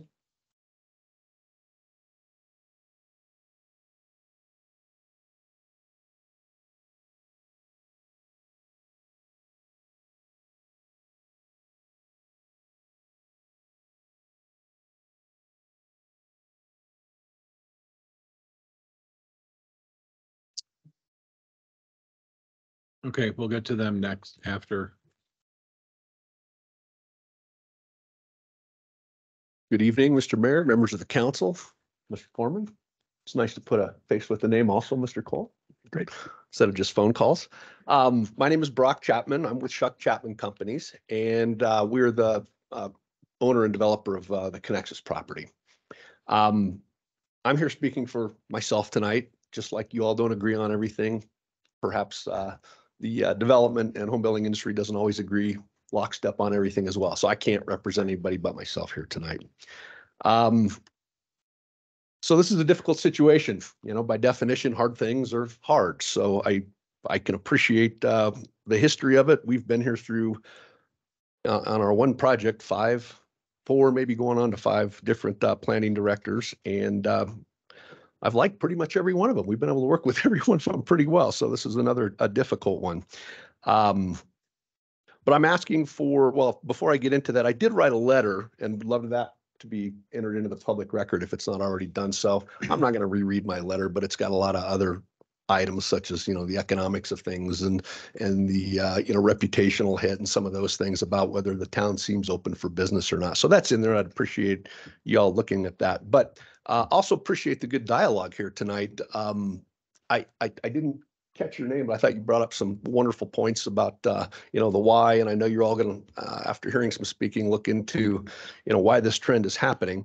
But I'd also like you to consider a thoughtful approach that doesn't compound the problem by delaying all applications across the board unilaterally, only to find out 4 to 6 months from now, okay, moratorium's lifted. Whoosh, sure they all come in at one time because you've got all these pent up applications. And if you are fortunate enough to get another planning director here to help with the situation, boy, that would be off to a really rocky start. So I offered in my letter, instead of just saying, don't do this and complaining, I tried to offer a couple of what I consider minor solutions. And you all discussed some of them here in your discussions here tonight already. One of those is allowing the pre-application meetings to continue. And you hit on that, but let me give you the developer's perspective. Those are pretty high level. It's just, hey, here's what we're thinking. Please give us some preliminary feedback and say, you know, this is what you need to consider. I see you've got this here, but you might want to consider this. Here's the process. Thank you. Appreciate the high level feedback. And then we go back and have to do all the work, all the design with the planners, the engineers, the traffic engineers, the you know, everybody else involved in the project. That happens after the pre-app, quite frankly. So there's not going to be a pre-app and a submittal the very next day, unless you got like a 1 or 2 lot subdivision, perhaps. But that allowing that pre-app would allow things to trickle through the process and take a little bit of that pressure off, and there wouldn't be that deluge because, again, we're all going to be processing or doing the design work at different times. So allowing that pre-app is kind of a big deal to development. And I think that's relatively minor because it's such a high level. And frankly, I won't speak for this town's staffs, but in most towns, and this one to a degree, most of the pre-app comments, I'd say 80% are just kind of checklist boilerplate anyway. You know, be sure to do this. You need a traffic study. You got to do this. You know, look into this. You need to contact this water and sewer provider. So they're pretty boilerplate anyway. But that would allow everybody to say, okay, good. Now I'm in the system, can start my design. The other one is to allow minor plan amendments to continue. And when I say minor, there's a definition of minor, but a lot of times those are just cleaning up some things that need to happen from the original plan approvals that you say, oh, well, we see where we collectively, we and staff all missed a couple of minor things. Those are typically 1 or 2 issue items and 1 or 2 plan tweaks. Otherwise, they're considered major and they're on a different track. But that way, they're pretty minor, don't take much review time, and it allows those to continue through the system unimpeded. I believe those 2 items will serve as a major pressure release valve to all this pent up demand so that when the new staff and consultants are on board, that'll help not, you know, put them underwater from day one. I also wanted to give you a couple practical real world examples. And again, speaking for my project, you know, we try really hard. We've been in this market for Colorado Springs, Monument, and all submarkets for over almost coming up on 55 years now. And we really do try to be good community citizens, give back to the community, contribute, rather than do the minimum required. We've been very engaged with citizens, the Save Monument Group, staff, et cetera. And we've turned away many, many builders and users because we just didn't think they were of the quality we represented that we wanted to see in our project. You know, we would have probably been out of the project by now if we would have just kind of come through and shoved everybody through and said, yep, you qualify, good. You do the minimum, good, we're out of here. That just didn't feel like the commitment we made, and now we appear to be a little bit stuck because we waited. So don't make it impossible to be a good community contributor and do more than the minimum required. An example of that is we're finalizing some things with land contributions in the PIA. Mr. Foreman has asked us for a contribution of cash that would allow him to do in the town and us to do some additional planning for trails and so forth and get it kicked off right and get some concept stuff done. It's not a small number he's requested. Well, our carrying costs on our project, just for example, is about $160,000 a month just in interest. Just interest. So when you're asking for additional non-required cash contributions, or we got introduction and a request from the Tri-Lakes Cares Group because they would like a parcel to do a new facility, and could we help them with that? Could we give them a discount? Could we? Yeah, we think we can. We think we want to be good citizens, and we think we can do that. We can give you a discount. We're gonna have to work through, how does this work with the district? How does it work with our financing? How does that But we're going to work through that with you because, again, you seem like a great group. You're supported by the town and want to do that. So we're trying to figure out a way to sell them that below market values. If we get hung up for 6 months at $160,000 a month, I mean, there's only so much in the bucket. Those kind of things just go away. You can't give what you no longer have. And so by delaying things unilaterally and not allowing a little bit to trickle through and keep us on track, doing more than the minimum required becomes exceptionally difficult. We don't want to do that. We've made commitments to the Save Monument Group. We've made commitments to other neighbors. We've made commitments to the town, but that was without knowing we were going to have our hands tied. Hey, don't get me wrong. There's some out-of-state bankers or out-of-town bankers that'll be real happy to take $160,000 a month. It won't be going back into the community. It won't be going back to Save Monument or to help the planning with the trails or to us. So please consider allowing some things to trickle through. Last, I will say the unwinding process was interesting. I had in my letter more of a process to how to, what I called it, feather it in, but you took the opposite approach and said, how do we unwind it out? But rather than picking asset classes or anything like that, one thing you may consider, because, and I'll tell you why in a second, is again, allowing pre-apps to go through. And by the way, I'm assuming these don't include construction drawings for CDs for approved stuff, correct? Mm-hmm. Yeah, I'll say that would be almost beyond. Okay, thank you. So with that said, you could allow pre-apps to continue. And by the way, a 30-day wait on that seems reasonable if that's would be helpful to staff. Just don't tie it up for too long. So I would just go on record and say, I personally, not speaking for the industry, would say 30 days seems reasonable, but then allow pre-apps to continue. But then you might want to unwind it as something moves through the system. You're starting at annexations way over here, and then annexations, zoning, preliminary, whatever it is, PUD or zoning, then final, then CDs. You're in that system for, let's say, 3 years on a good day.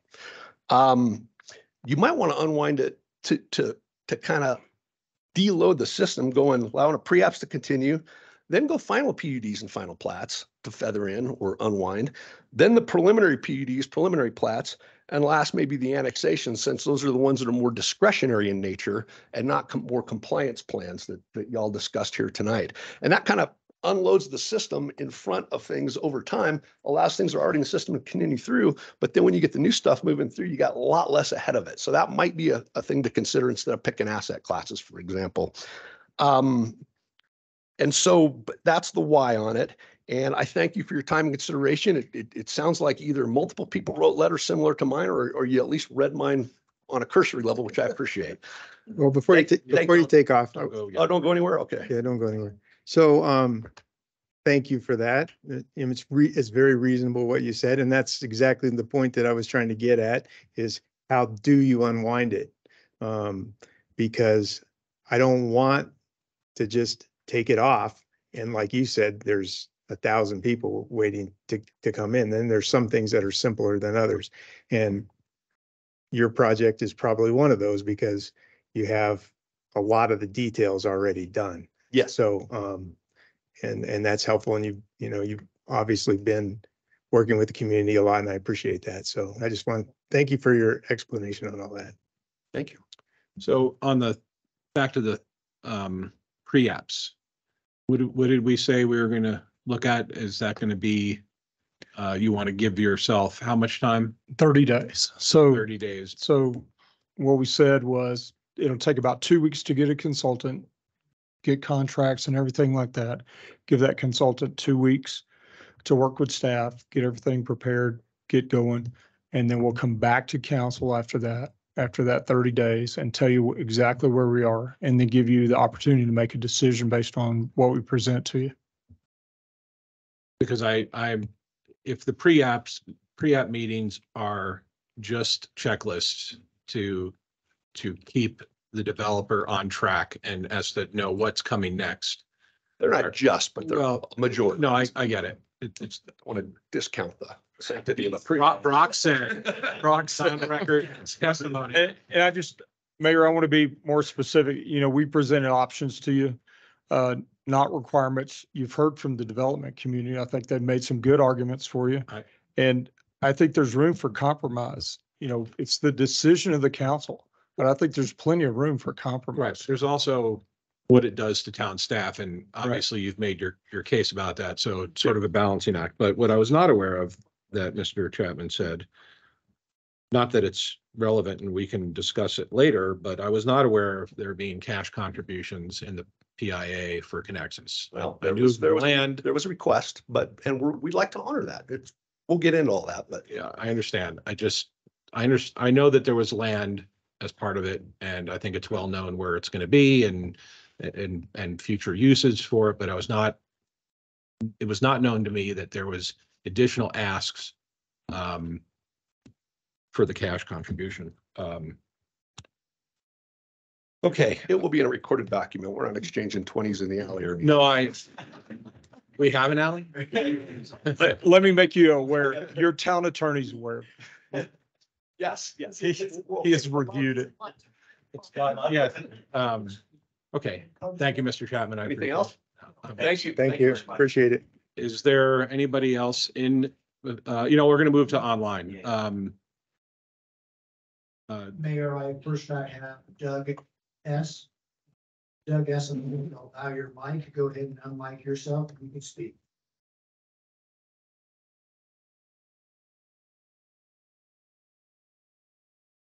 Can you hear me? Yes, we can. Mr. Mayor and members of council, I am very concerned about the approach that you're taking. I don't believe that the dialogue with Mr. Lloydell was fair. I think that Joe raised a lot of really good points. For example, and I would like clarification tonight, not tomorrow, not next week, but we have spent millions of dollars. All of our property in Monument Junction is platted and zoned.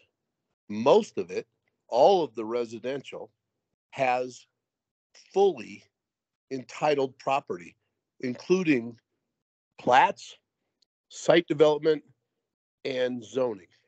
And what I heard tonight is that if we apply for a permit tomorrow, there is a question as to whether or not that permit is going to be granted to build a home. I need clarification tonight as to whether or not we have the ability to process permits on our platted, all approved ground that we have expended tens of millions of dollars and bought $6 million of water rights. I want to know if that application tomorrow, is that an application that is subject to this moratorium? Are you telling me No, it's not. Doug, Mr. Stemple, this is Mike Foreman. No, it's not. Mike, you just told me in a text that you're going to answer me tomorrow. That's unacceptable. And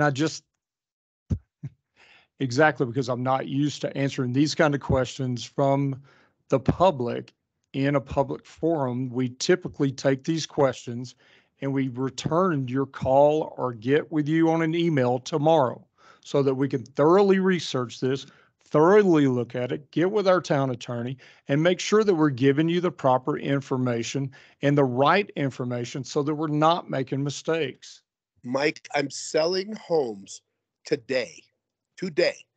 I'm selling homes to people that are buying platted lots with an approved development plan and fully zoned, 100% entitled. Under all definitions of the law, it is a site-specific development plan that is approved.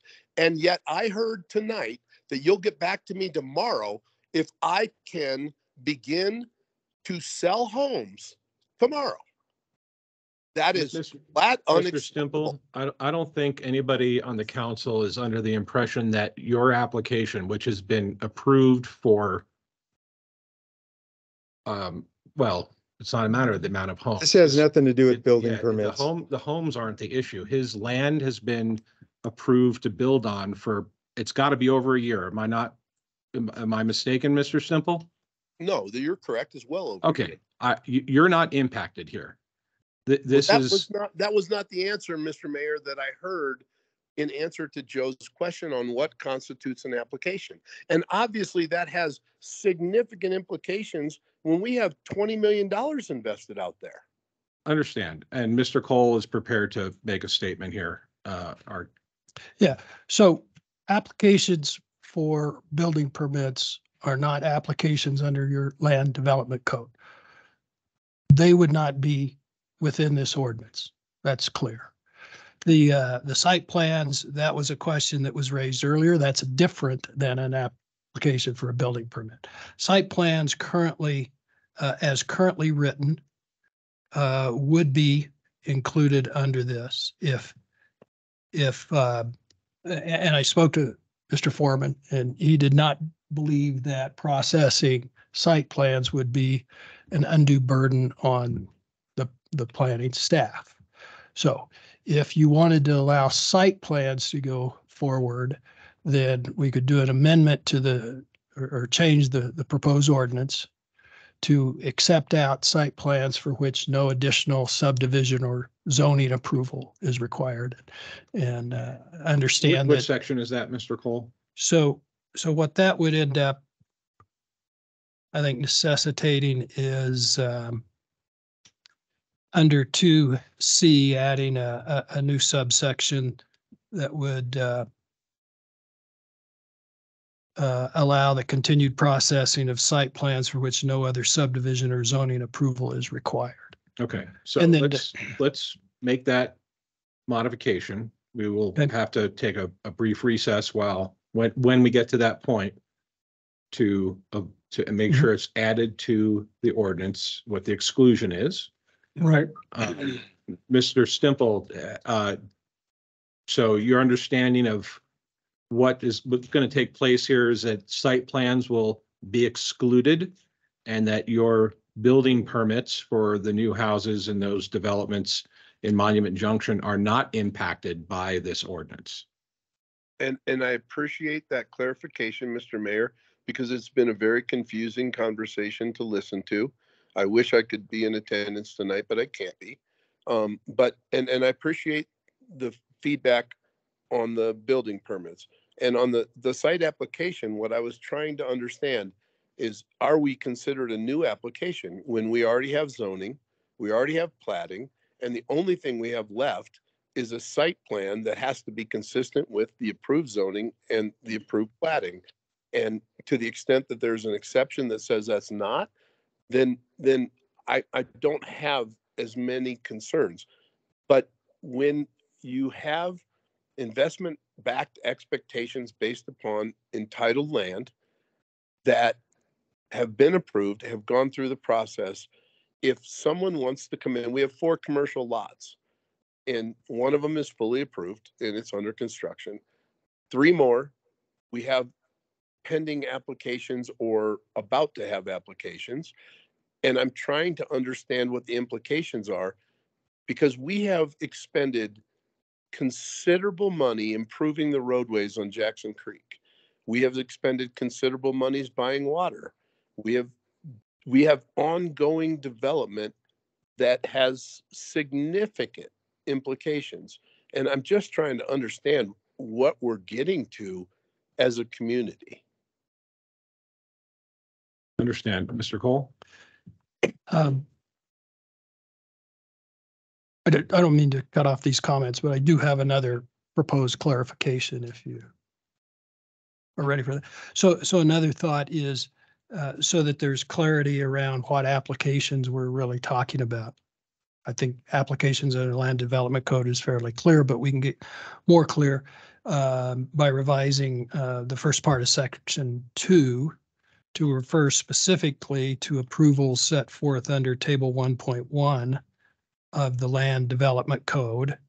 And that refers to site plans. Let me get back there. That table refers to site plans. Just lost it.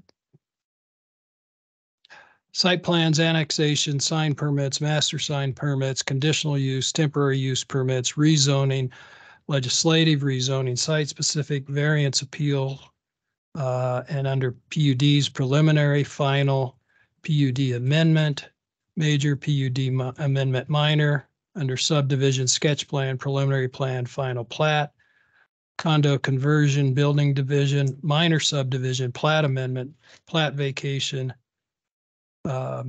right-of-way vacation, waiver of school land dedications, and vested rights. So those would be the specific applications that this would apply to. Okay, so we'll make those corrections when we recess, and then we can post it digitally up on the screen so the public can see it. But so, and I'm good with that. I think that helps add clarity. But to Mr. Stimple's question, I thought we covered this. Are his question and his pieces of development, do they fall in those 25 to 35 that he asked about, or are they outside of those, the 25 that we have in the hopper already? Ask the question one more time. I apologize. He mentioned, Mr. Stimple mentioned several different, I'll call them developments for lack of a better term. Are those part of the 25 that are exempt from this ordinance? No, his are not. They're already platted lots. His are already, Monument Junction is. yeah, they're already approved. Is The problem with it is I heard the question and I wanted to have some time to get with staff to make sure that what he was asking is what I understood. And I was going to ask Joe after the meeting if I understood the question correctly. I wasn't given that opportunity and was jumped on in this meeting by Doug Stemple that I didn't answer his question via email, during a meeting. I apologize to the council that I responded to it, but I responded to him saying, I will get with you tomorrow as soon as I get the answer. Okay, let's proceed forward. Unless Mr. Stimple, there's other questions that you have that you want to get clarification on?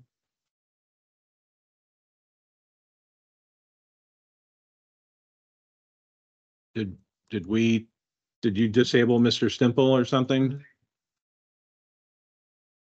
I don't have any further questions. I appreciate the dialogue. I appreciate some of the clarification. I don't appreciate Mike saying I jumped on him. If he had $20 million invested in a project that you are potentially being told you're going to be in a moratorium, what would he want?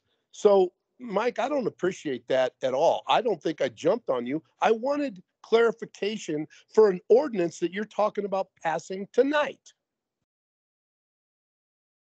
Okay. Thank you, Mr. Stimple. I appreciate that. Let's move on. I think Mr. Blunk is up next. That's correct.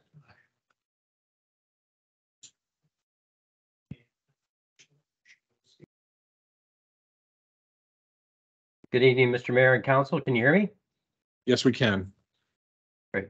Thank you for listening tonight. Like Mr. Chapman, we did submit a letter as well, which hopefully you and the town council got as well. Would like that entered as of record. Our letter is very self-explanatory, much like Mr. Brock Chapman's was, so I won't go into great detail on that. But what I really wanted to say was, well, I certainly appreciate the need for a pause here, given the situation you are with staffing. The moratorium concept has, really significant consequences.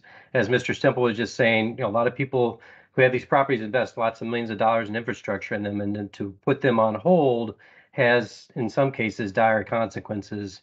In the fall of 2022, the last time a moratorium was seriously talked about by the town, we sent a similar letter expressing concern. In that case, it did not go forward. However, just so everybody can understand from the developer's perspective how real some of these things are, we had a $20 million transaction under contract that was terminated the following week after a council meeting talk about moratorium. So it was a very real transaction for us. It was very painful to lose that transaction. And obviously we don't want that to continue. So I do think Mr. Chapman's letter that had a little bit more detail than our letter did had offered some good suggestions. We would certainly back the pre-apps continuing, understand that maybe you need a 30-day pause for those. But we think in terms of keeping the wheels moving, that would be a good idea. And then secondly, relative particularly to Falcon Commerce Center that I represent at the southwest corner of I-25 and Baptist Road, we had spent since 2022 a fair amount of time and energy getting a preliminary PUD plan approved so that we got all the details out of the way. We met with the town and the Save Monument Group and Mr. King at the time, and really thought we, came up with a good plan that worked for everybody, got unanimous approval, and we are very close to submitting some final PUDs relative to that preliminary PUD. And so, and our request would be to, whether it's 30 days or 60 days out from now, to allow final PUDs to be submitted when you have a preliminary PUD, because the preliminary PUD, that was where all the hard work was. That defines everything. And so you're just simply talking about compliance as opposed to anything that's discretionary at that level. So a lot of that sounds a little familiar to what you already heard tonight. I'm sensitive to everybody's time. I'm happy to answer any questions, but I wanted to make sure that people understood the real world example where we lost a significant deal the last time we had to do this. Thank you, Mr. Blanc. Is there any questions for Mr. Blanc from the council? Okay, move on to Mr. Oldak.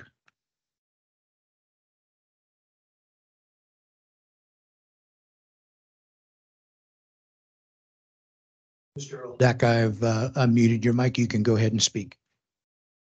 Thank you. Good evening, Mr. Mayor and council. I presume you can all hear me? Yes, we can. Okay, great. I'm Rob Oldak. I am with Jackson Creek. We are the developer of the Jackson Creek land. We, like others that have spoken, have millions of dollars invested in infrastructure, water, and other necessary components to have development in the town of Monument on land that is zoned, and some of it is platted. We have millions of dollars worth of contracts outstanding with various users, some of whom have submitted plans, some of them have not. We have spent $7 or $8 million in infrastructure on the village of Jackson Creek, roadways, utilities, and grading, for which there is a preliminary PUD. The users that we are marketing to and discussing for commercial development inside the village of Jackson Creek require that they have plats or possibly minor plat amendments. They could become major plat amendments or subdivision, depending on the interpretation of the code. They will each have final PUDs to process. And this is a huge concern for us to be looking at a moratorium for them, but also for the groups that we're talking to that we're trying to attract to Monument for uses that people say they want, and for uses that are approved and zoned in the village of Jackson Creek and elsewhere in our development. So a moratorium sends a message that is very problematic for us and could saddle us with significant damages and costs that we never could have anticipated. I'm happy to answer any questions. I think the other presenters, and I thank each of them that have spoken, have done a very good job of explaining that, why this is not a very good idea. I'm not sure, given Mrs. Kroner's departure, why it matters, not because she wasn't good or effective, but being the 6th director in 5 years, I mean, this is sort of business as usual. And last time when it happened, I believe Jacob stepped in and did some of the work. I'm not sure why that's not been considered.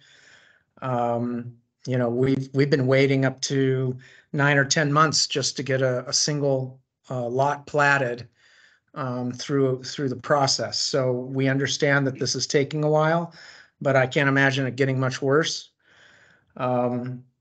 Those are obviously just my opinions, and Mr. Foreman has explained why this is necessary, but this is a big problem for us. And before I close, I would like to ask Mr. Foreman a question about, you mentioned, Mike, that one of the purposes of this moratorium would be so that ordinances could be reviewed and amended, or reviewed and adjusted, I believe you said. When you said that, what ordinances did you have in mind? Because nowhere does that appear in the recitals of the proposal for the moratorium. It hasn't been mentioned anywhere otherwise, other than what you'd stated, that there are some ordinances that need to be reviewed and amended. What would those be? So I can't tell you exactly which ones there are. The council has directed staff previously to look at our ordinances.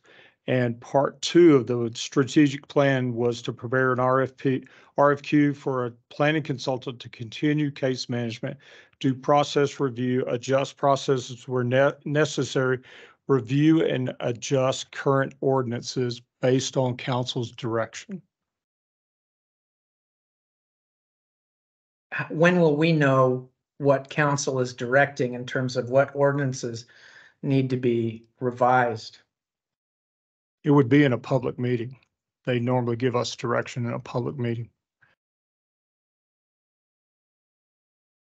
And you don't have any idea what those... I don't have any idea what those ordinances are at this time. I think we were talking about the charter, how it works with the existing ordinances. Right, right. So, Mr. Oldak, our ordinances that are pre-charter need to be updated to reflect the charter in from a language perspective. And so that's probably what we were referring to, as Mr. Councilmember King or Mayor Pro Tem King just alluded to. It won't just be land use ordinances, it'll be all of our ordinances. But in this particular case, as we're discussing land use, the language of those ordinances would need to be updated to reflect language pertinent to the charter.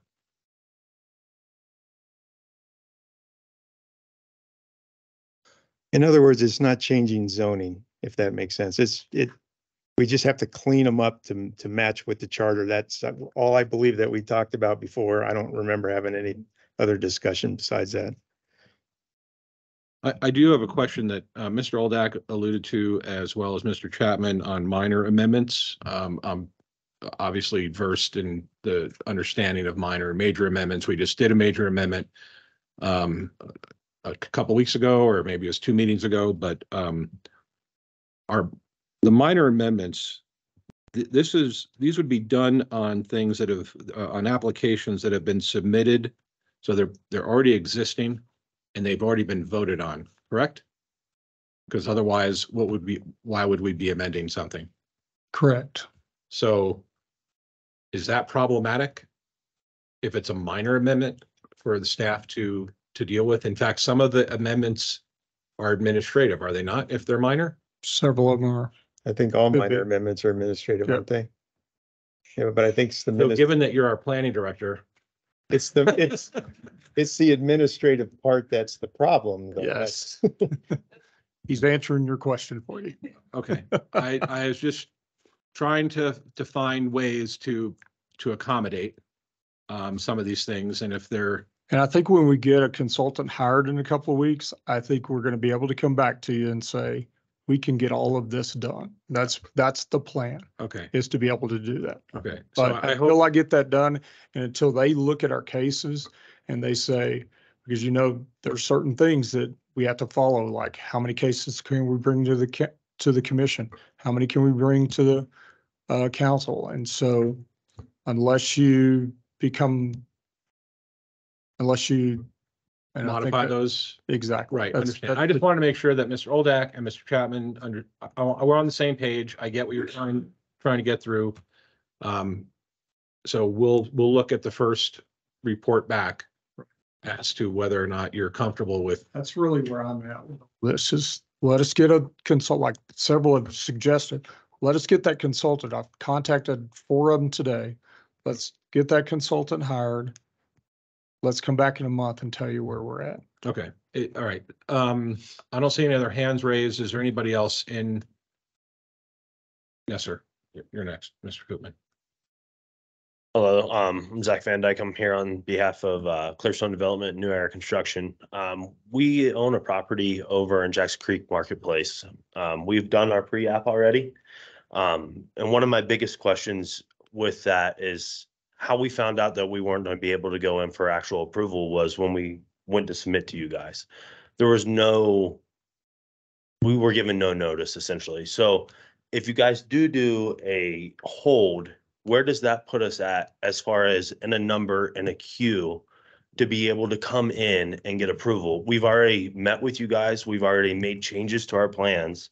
Some of our issues that we also have is, we have signed leases. We have agreed to turn over this property to our tenants already with, we have penalties that will occur due to that.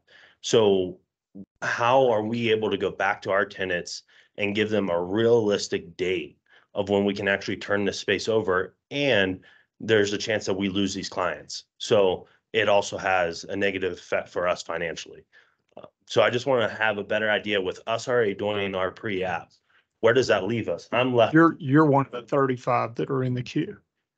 Okay. So you're not affected. You're not affected You're not affected by this. because you've already started the process. I believe the way the language was written on the website was January that 4th. we were not accepting any more pre-applications, but since you've already submitted yours, Okay. you're in the queue. Okay. And I apologize if I misunderstood you, Mike. I talked to you on the phone the other day. And I did not think pre-apps were going to be able to get in on this. Well, So, they're not now. okay. All right. But since I already had them. You already have the one, you're in the Okay. queue. All right. Yep. Thank you, guys. Well, thank You you. bet. Mr. Koopman.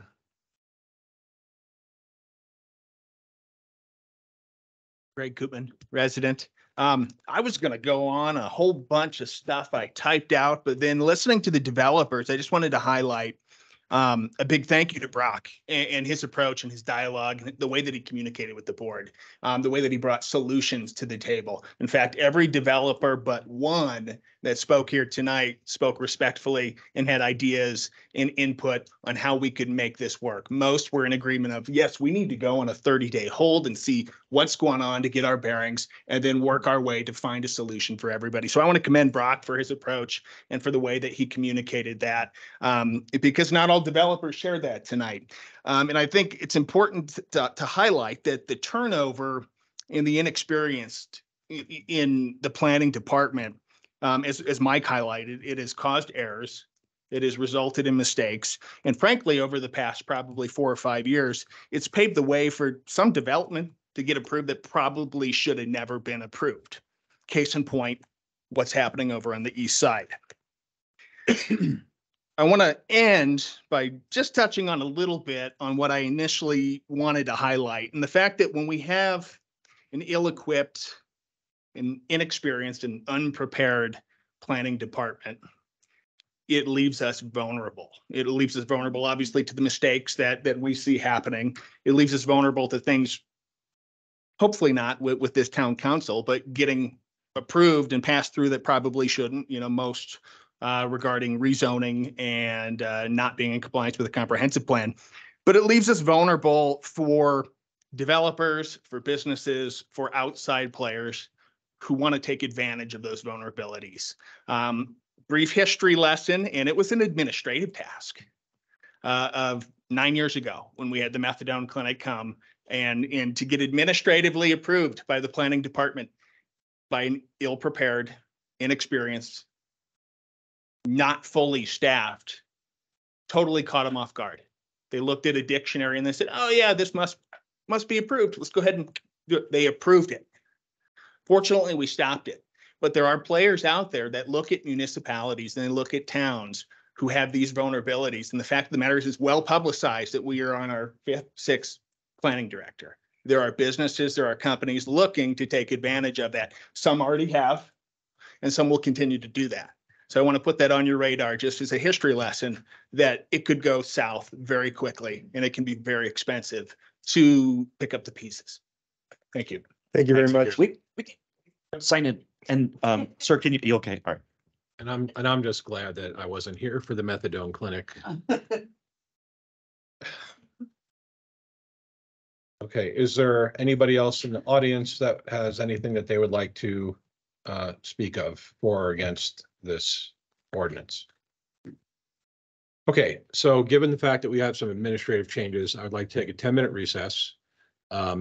Give staff a chance to update the language in the ordinance and get it emailed out to, is 10 minutes long enough, Mr. Cole, or do you need 15? Give him 15. 15. Okay, we will give, because he charges by the minute. We will take a 15-minute recess, come back at 8:47. We will. Can I get one clarification? Sure. Please? So there was some discussion about the pre-application conferences, whether those should just be put on a pause for 30 days. Well, or 30 whether- days for a review, right? To see, make sure that he's got what he needs in 30 days. And that was my question. Yeah. Come back and report in 30 days or an automatic just pause for 30 and then start processing. I think I would defer to Mike and say, do you feel comfortable? Just blanket, put it in 30 days, or do you want to just come back in 30 and say, here's what I can do? I feel comfortable that we're going to get this done in 30 days and that we can start taking pre-apps. But it's your decision whether or not you want to be informed of that in a public meeting and make that decision that I'm ready. Yes, we want to be informed of that. Hang on, we got to just pause everything. Is there somebody who's? Mr. Roldak.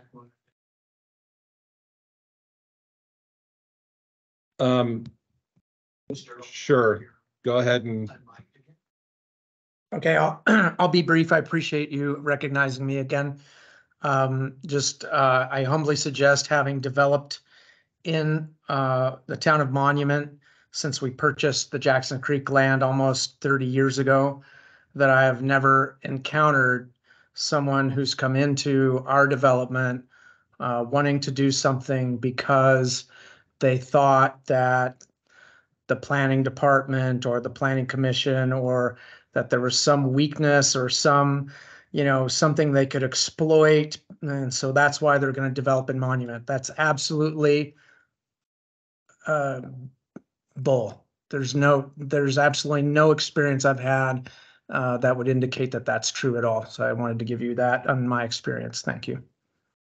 Thank you, Mr. Roldak. Okay, we are going to officially close the public hearing now, part of this, and go back to giving Mr. Cole 15 minutes. You know the direction as to what changes need to be made. Okay. The only thing that I just want to be clear about with that is that how that would start a clock.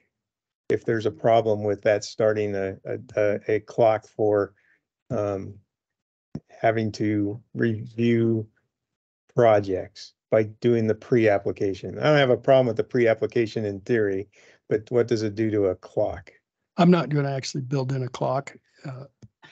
I'm going to say that at the second meeting in February, town manager's going to come back, report what the capacity of the planning department is to address pre-application, and then ask the council to give direction Okay, at that point. so we could Does that just vote sound- on it right then. Okay, great. Okay, so 15 minutes from now, and we will please have it emailed to the council so we can review it, and then we will also make sure somebody can present it up on the screen so the language is presentable to the public that's still hanging on. All right, thank you.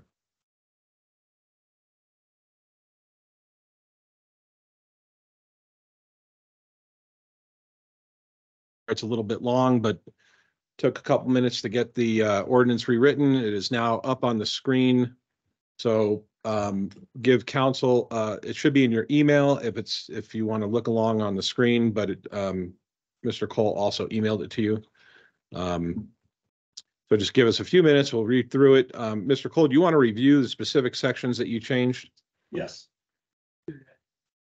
So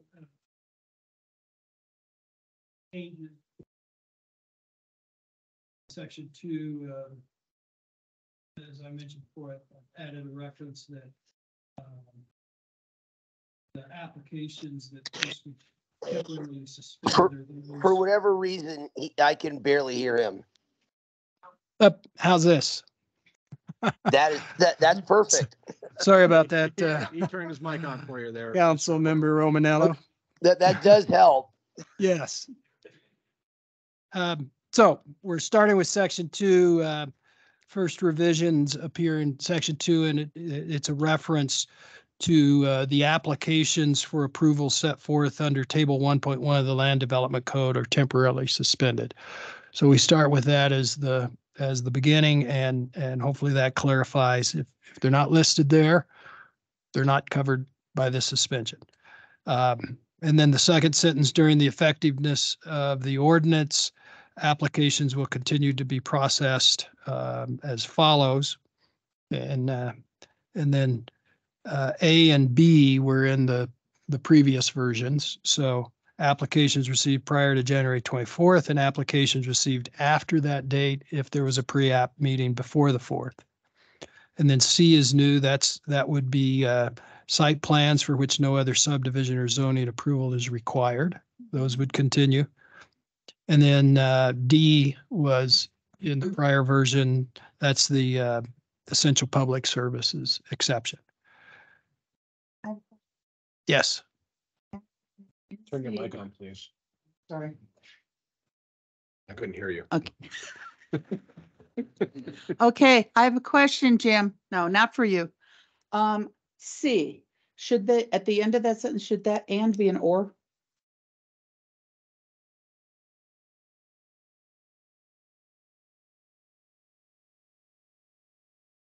And/or? No, well, when you say and, it Yeah. means everything.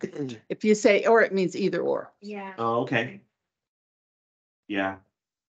Well, we're defining a set of applications that continue to be processed. So I believe it's 1, 2, 3, and 4, but Yeah, I think I'm in I agreement. was Now that I reread undergraduate it, forestry major, not an English major. So Yeah, I don't Okay, think so- it's necessarily an or, it's because it is defining 4 different Oh, I things. yeah. You do. That, I agree with that part of it, but so what we're reading here is that the suspension applies to a piece of paper, I'm gonna oversimplify it, a piece of paper and that meets all of those 4 items, all of those 4 categories. The opposite. No, when you say and, it means it all 4. No, I'm saying the suspension does not apply to these.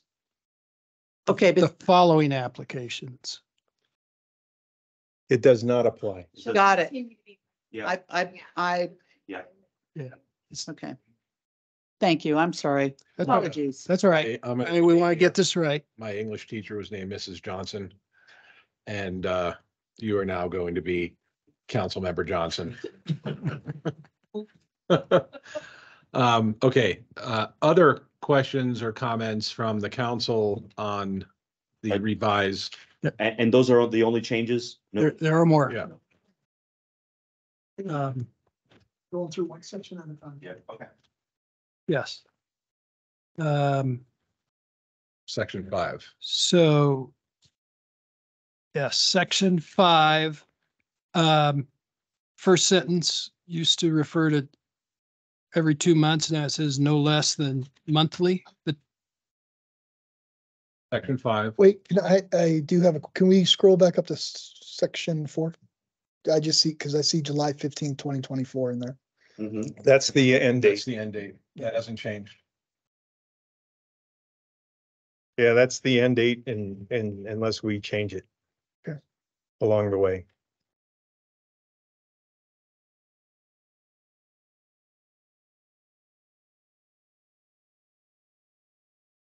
Mr. Cole? okay, so then the next changes in section 5, first sentence used to refer to every 2 months. Now it says no less frequently than monthly. The manager will report to the council regarding the evaluation and staffing of the planning department. Then a new second sentence, no later than February 19th. Town council meeting, the town manager should report to the council on the town's capacity to receive and process pre-application meetings, at which time the town council will determine whether to lift or continue the suspension of pre-application conferences. So that's the 30-day. Right. Correct. That's the 30-day. Right. And nothing else was changed. Nothing else. Okay, so any questions, comments, concerns from the council? Based on the changes, no, but before the motion, I do have it. Then you have a comment. Oh, okay, all right. So, I think this is critically important from where I sit, and I think that it was made that much more obvious with the hundreds of millions of dollars that developers have invested in the town, that we do this right. So to me, the way I see this is a long-term solution that will cause short-term pain, but it's absolutely necessary to give town staff, and in particular, the planning department,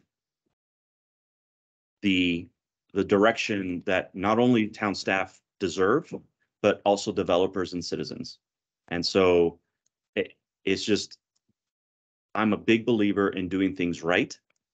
It's typically harder. It typically takes longer, but if you do it right, then you only do it once. And so there's a saying, there's lots of different sayings in the military, but one that always sticks out because of all the buffoonery that happens in the military. Insanity is doing the same thing over and over again, hoping for a different outcome. I'm not saying that we're at the insanity level, but at some point, yet something has to change, right?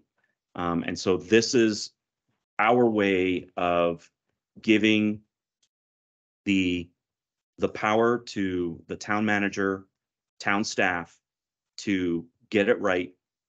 It's going to be painful, but we've built in ways and methods to give the town staff, and in particular, Mr. Foreman, the flexibility to adjust as conditions change. And I think that we all ran on a platform of making things better in some way, shape, or form during the elections. And I think this is part of that, is making things better. Yes, it's going to be painful, but it'll be less painful taking care of it now than if you do death by 1,000 cuts. And so that's my comment. Okay, any other? Yeah, I've got a couple. Okay. So it's no secret that development is at a pretty fast pace throughout the whole state. I did a little bit of research and I stopped at 20 different municipalities and counties that have all had moratoriums in the last 3 years. Because everybody's having kind of the same problems. I am sensitive to money and what it costs to do these things. And my 30,000 foot view would be something like we put back into place the pre-application in 30 days or whenever, as soon as we can. And then maybe we go down to final PUDs and plats, and then maybe just regular plats, and then maybe preliminary PUDs and plats and minor amendments, and then straight zone property and annexations and rezones just go way down at the bottom of the list. And we try to take care of what we've got going on in the town first, and that gets staged in because some of these PUDs are pretty far along and we already know what they're going to look like. So that part of it isn't much of an issue, but getting all of the boxes checked with adequate staff is going to be the issue. So that would be kind of my 30,000 foot view of this. And that gets amended over time, but you know, everybody, it seems like everybody's dealing with these issues, and some are better equipped to handle them than we are. We're a pretty small place, but even Denver had 3 moratoriums in the last 3 years over specific items. So even they're probably dealing with some stuff too. That's all I had. Okay. Any other? Mr. Cole? Your very capable town clerk pointed out to me in section 5, the February 19th date, that's a holiday. Your meeting's going to be held on the 20th, so the date should be February 20, not the 19th. Can I put a line out on that? Yeah. Particular section and just initial it? What page is that on? Section 5.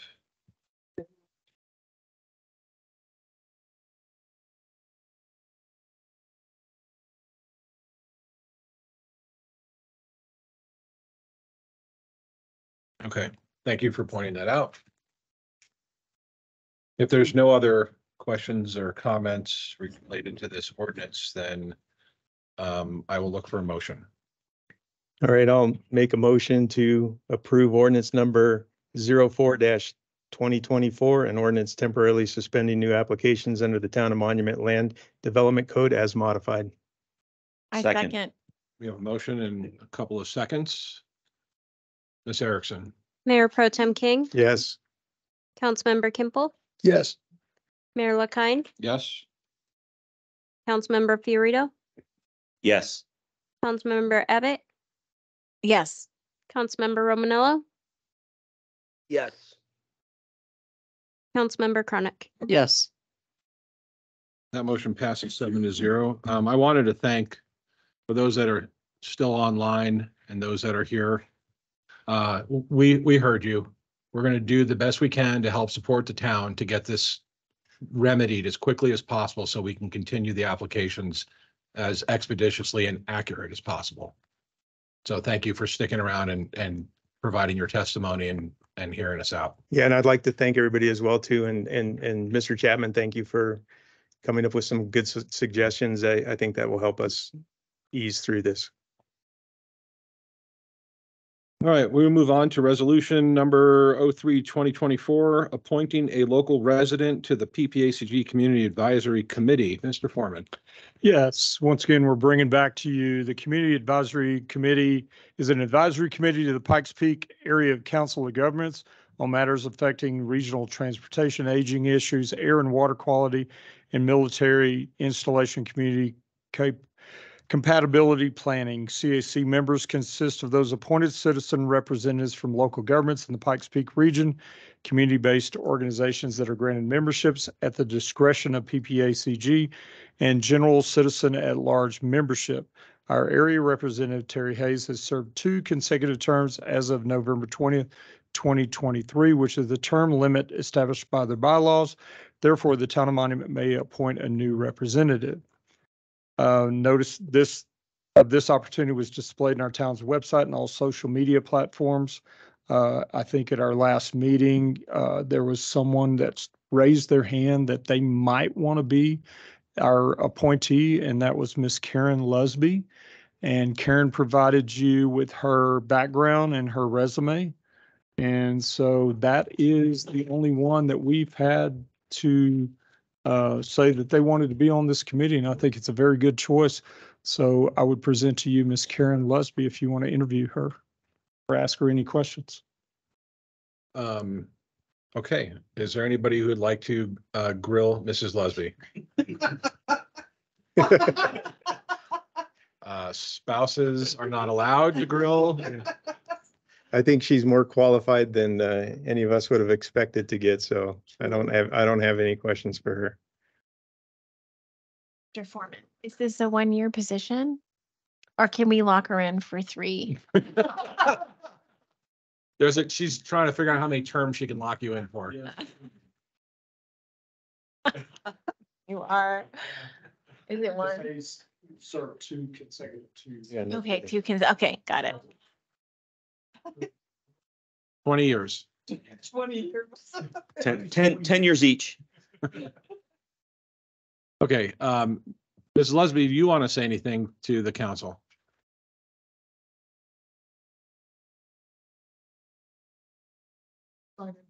Your name. For the record, my name is Karen Lusby.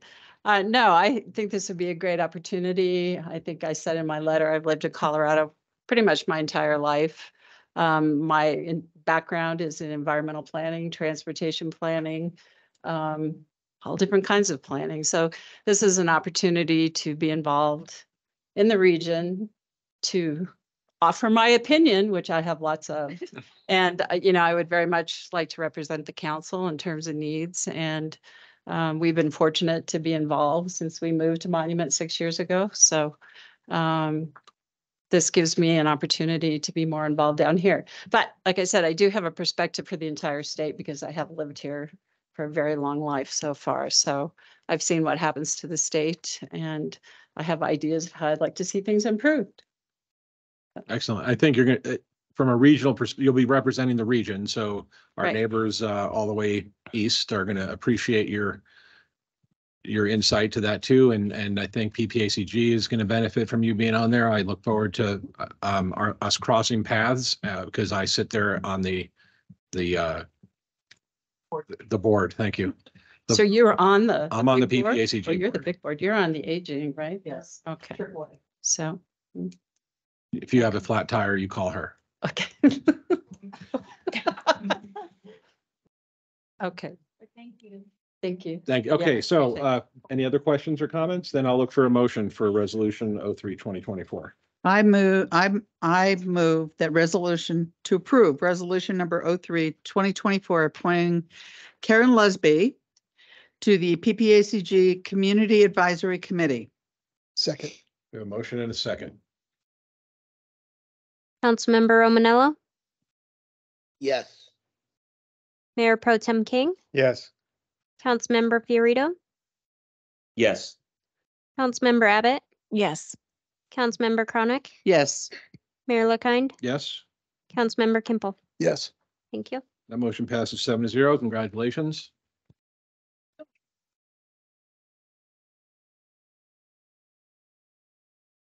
Up next, resolution 05-2024, a resolution amending resolution 02-2023, resolution 10-2023, and resolution 02-2024 concerning appointing members to the Planning Commission.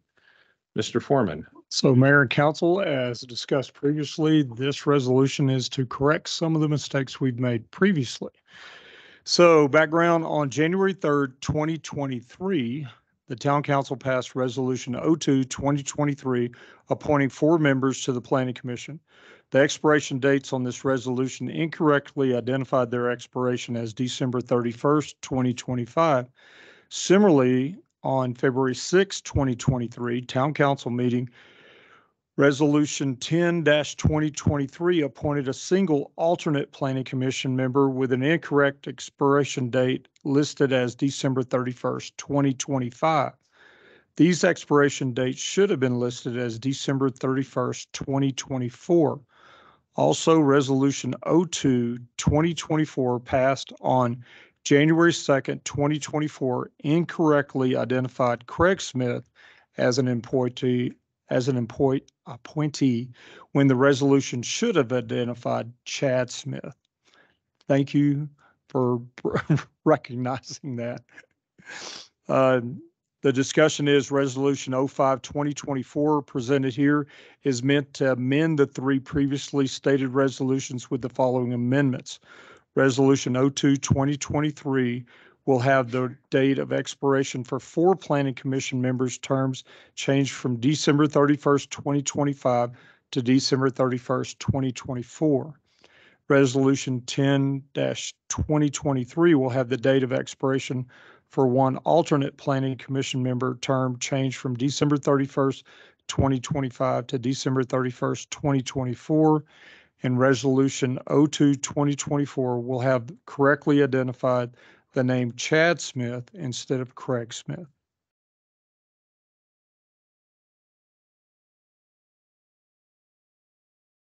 You can whip me later. I will gavel you. later. Gavel me. Yep. Okay, any questions, comments, or concerns from the council on this resolution? If not, I will look for a motion. I'll make a motion to approve resolution 05-2024, resolution amending resolution number 02-2023, resolution number 10-2023, and resolution number 02-2024 concerning appointing members to the Planning Commission. Second. We have a motion and a second, Ms. Erickson? Councilmember Fiorito, Yes. Mayor Pro Tem King, Yes. Councilmember Kimple, Yes. Councilmember Romanello, Yes. Councilmember Abbott, Yes. Mayor LaKind, Yes, Councilmember Chronic. Yes. Thank you. motion passes 7-0. All right, next up is amending the home rule charter. We have had, it's been brought up last meeting that there are some things on the home rule charter that possibly we would like to have amended. Amendments to the home rule charter have to go to a vote before the people. So should the council agree to any of the suggestions that are made, we would have to have an ordinance drafted that had the specific language of what would go on the ballot. And we would have, I think, until sometime in the summer. Okay, so end of summer, beginning of fall, so that it could go on the coordinated election for 2024. Mr. Romanello, would you, since this was one of the discussion items you wanted to bring up, would you like to begin the conversation? Certainly, Mr. Mayor, thank you. There are just a couple of issues on the home rule that I think could be tweaked. And one, just from a constitutional standpoint and from the area of checks and balances and accountability, one of the main ones for me, and I will just start by saying that this has nothing to do with our current town manager, his performance, or anything else. But again, this is a document that goes beyond what's happening now. A constitution, in my opinion, should be something that is long enduring and beyond just something good going on now, something bad going on now, et cetera. And when I look at it and think of the fact that the home rule charter did several things kind of all at once, it took the clerk away from the direct authority of the board, made it a supermajority vote to remove a town manager.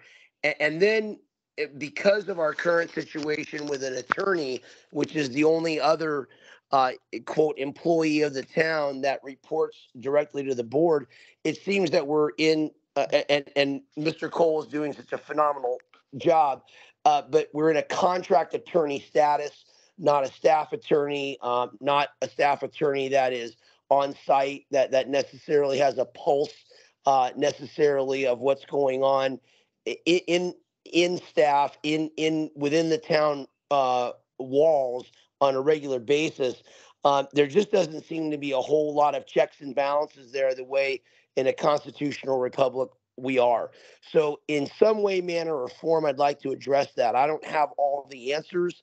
I certainly think that having a clerk that would be back accountable to the board might be a wise thing. I would definitely support that, or having a normal majority vote to change the town manager. I know that we had negotiated with our town manager a contract that he just can't, be terminated randomly, or if he is, that there is just compensation there. That's a fair contract, one that I would negotiate or certainly recommend anybody in that kind of a position would. And I know by being on boards in the past that were, well, a borderline seeming obstructionist, that a lot of staff feared for them, the situation there, whether if the clerk was back in the purview of the board, not just a willy-nilly firing because of board flips, but maybe a CIRSA review of it to make sure that there was some just cause, not just an at-will type situation. So I'm trying to cover all the pros and cons of this, but also make it where there's some accountability and balance.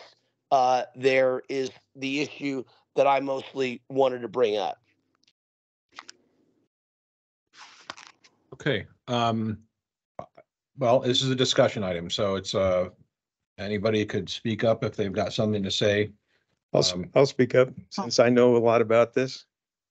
What would the benefit be to bring the town clerk underneath the purview of the council as opposed to the way it is now? Well, because if we did have a situation, which we don't now, again, this has nothing to do with Mr. Foreman or our current situation, but if there was a situation where the town manager was off in some way, there'd be somebody who wouldn't fear losing their job if they stood up to such a town manager and came to a board with any issues that might need to be addressed. Well, what issues would the clerk have that would come before us? I'm just trying to see what the pro would be for that. Well, number one, the pro would be in this, that the town manager is an unelected official that runs the town, and that we're not going to, and as an unelected official that runs the town, there is no real, the board obviously has power over the town manager, but as an unelected official running the town, there's really no accountability within staff that if there's something that we don't see or observe that's going on that needs to be addressed, that it could be brought to the board by a clerk who would probably have a very good pulse or heartbeat on what's going on within town staff without fear of retaliation because that person reports to us and not to the town manager. And it's just a matter of, and because that there's now a super majority for the vote, it makes an unelected person running the town. There's just a lot of power there without a lot of checks and balances, in my opinion. Go ahead. So this is more a question for town staff. What are the checks and balances now? So let's say person X has a problem with Mr. Foreman. Right. What? They go to HR. We have an HR department that they can go to them, just like we were talking about earlier. We have two people in HR. They would go to HR and make a complaint. And if that complaint was substantiated, they would come to the town council and make the town council aware of that. So if the town attorney first, or they could do both, or go to CIRSA also. So they definitely could do that. Mike, if I may. Yeah. One step, before coming to HR, they would work through their direct supervisor. The town clerk is directly supervised by our director of administration, our former town clerk, Laura Hogan. So, and we have a complaint process in our employee handbook as we do for all employees. And that would be recommended and enforced and Right. utilized in any type of complaint grievance process. Is there does your process include informing the council, or is there language that does not, that excludes the town council from being notified?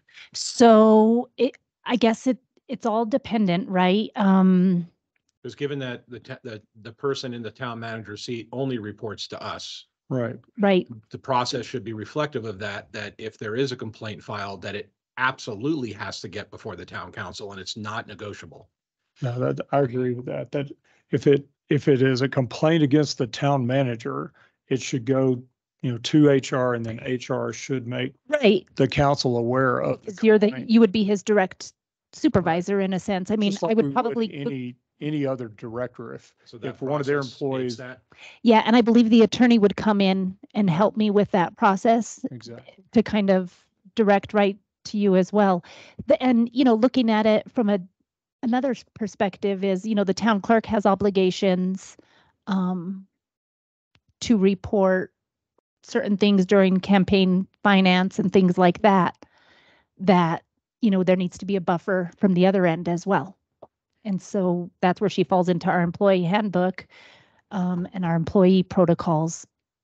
Except for we're not employees. Correct. So. But you'd be her direct supervisor. So she'd be reviewing your campaign finance and you'd be her direct supervisor. That's what she's saying is if we. I know. Okay, all right. I got it. Yeah, all right. Okay, my I'm not question, sleeping yet. I Well, I like to talk in circles sometimes, so I Mr. appreciate all the help. Are you capturing all this?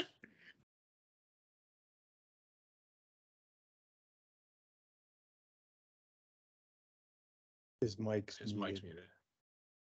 Your mic's muted, Jim. You faded out on the last thing you said. Were you addressing me? Yes, I just wanted to know if you were capturing what was being said by town staff as far as checks and balances go. Yeah, I'm hearing everything. Thank you. I'm just listening. well, I have a question. What is the provision if the problem is with HR? And the town manager? There's a Where do you go? process. Where do you Yeah, go? no, that's a great question. I'm sorry, go ahead, Mike. No, so that's why we have 2 people in HR. Right now, we're going to have more even. And go ahead. Not even that. We have a process. We have policy and procedures that we have to abide by, and we will abide by them. If there is any type of conflict of interest, or if an employee doesn't feel that they're being fairly listened to or treated, we would give them those resources and what those options are as well. Bob, you can probably help speak to that. Yeah, that's the point I was going to make, is really it would come down to going to the town attorney and having the town attorney address that. And the town attorney is under our purview, so. Exactly. Right. And we also have EEOC. We have, there's a lot of procedures in place. And Bob and his team, Allison, just helped us revamp our employee handbook because it was outdated to kind of update these procedures, and now it's all about educating the employees. But we try to resolve these issues at the lowest level possible, and not only educate the employees but have that mediation. And so far it's been successful moving forward with understanding the process and employee rights, and having Emily, in addition to the HR team, on staff who's trained in these areas as well. So I'd like to speak a little bit about the thought process that went behind all this, because nobody was in those meetings.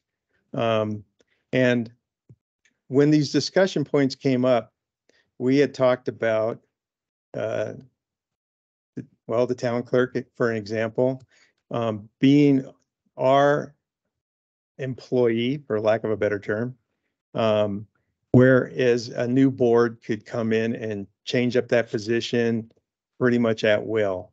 And when you're in the town clerk position and you're really working under the town manager, even if you are the employee of the council, now you've got two people kind of tugging on you. And we felt that it was better to have it all under one roof. And that way, if the town manager isn't doing his job, then with the staff that he needs to run, then, you know, our remedy would be to fire the town manager. With regard to the supermajority, this has already been tested in my view. And we looked long-term on what could possibly happen. And with all of the crazy political stuff that has been going on in this town from time to time, last year in last December, when we were operating without a town attorney, and we had some people on the council that had obvious agendas.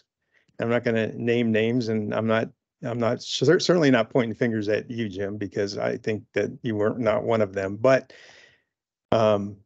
without the home rule charter, it would have just taken a simple majority to fire the town manager. And I think that that was a very possible outcome at that last meeting. And I say that because the investigative report said that the charter was unconstitutional and void, and that it was the duty of the council to call it void.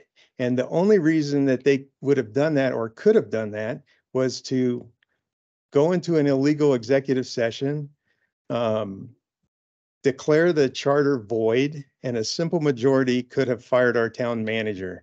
And that is something that most people wouldn't have been able to see in the future. And I'm not saying we did either, but we thought about all this stuff. And our conclusion was, if the town manager is truly not doing his job, it should be no problem to come up with 5 council members. And in last December, there wasn't 5 that would have voted to fire him, but 3, pretty good possibility. So it could have been a 3-2 vote, and we would have been dealing with the chaos from that, in my view, as a political move. So that makes me more committed to the way that it's written right now, personally.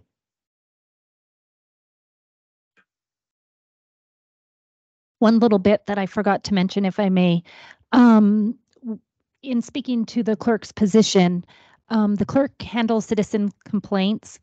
And with this, they pass these standards, you know, the standard codes of conduct that you all have passed, where citizens report ethical violations and so on and so forth to council. It puts the clerk in an uncomfortable position for the clerk in those. I mean, I'm trying to word it. You're talking about what they just passed. Correct. The last council meeting, your ethics. I think it's going to be uncomfortable for Erica to do that either way. Yeah, Tina. Hey, Tina. Got it. Oh, yeah. Sorry. It will be, but at least We're she has used- a buffer. Yeah, right. It is. I mean, but in my notes referencing town clerk and how it was managed before, that was another, just making sure you guys have all the information pertaining to this level. And in the past, the treasurer also directly reported. I don't know that Mr. Romanello mentioned that. It was the treasurer, the clerk, town manager, and attorney.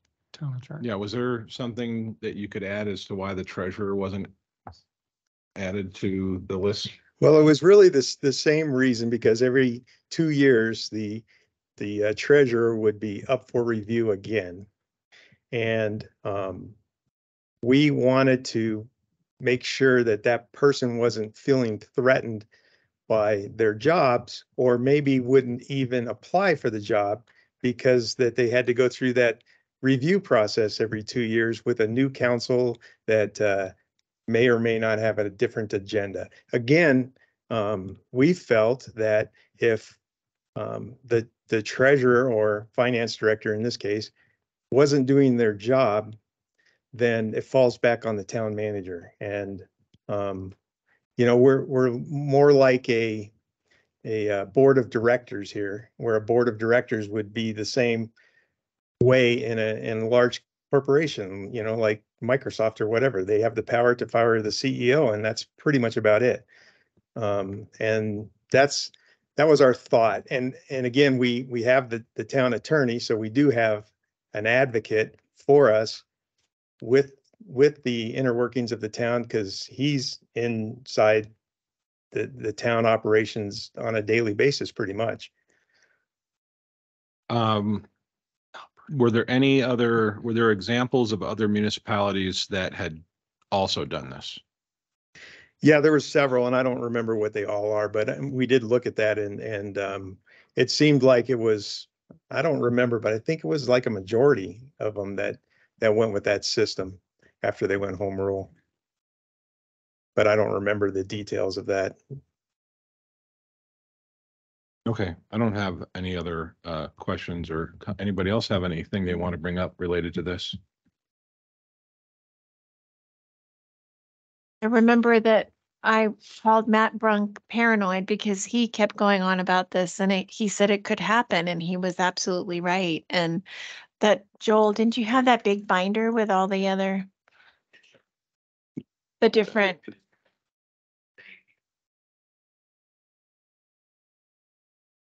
Okay, just a thought. Thank you. So I don't want to discount Councilmember Romanello's concerns. So I don't either. So maybe we could provide him reference. I know it won't say in the reference material what the thought process was behind why those charters were passed the way they are. But certainly it could give him an understanding that we're not alone in this. I understand where Councilmember Romanello is coming from in some aspect. And I do too. Unfortunately, the fact that he and I were on the council at the time and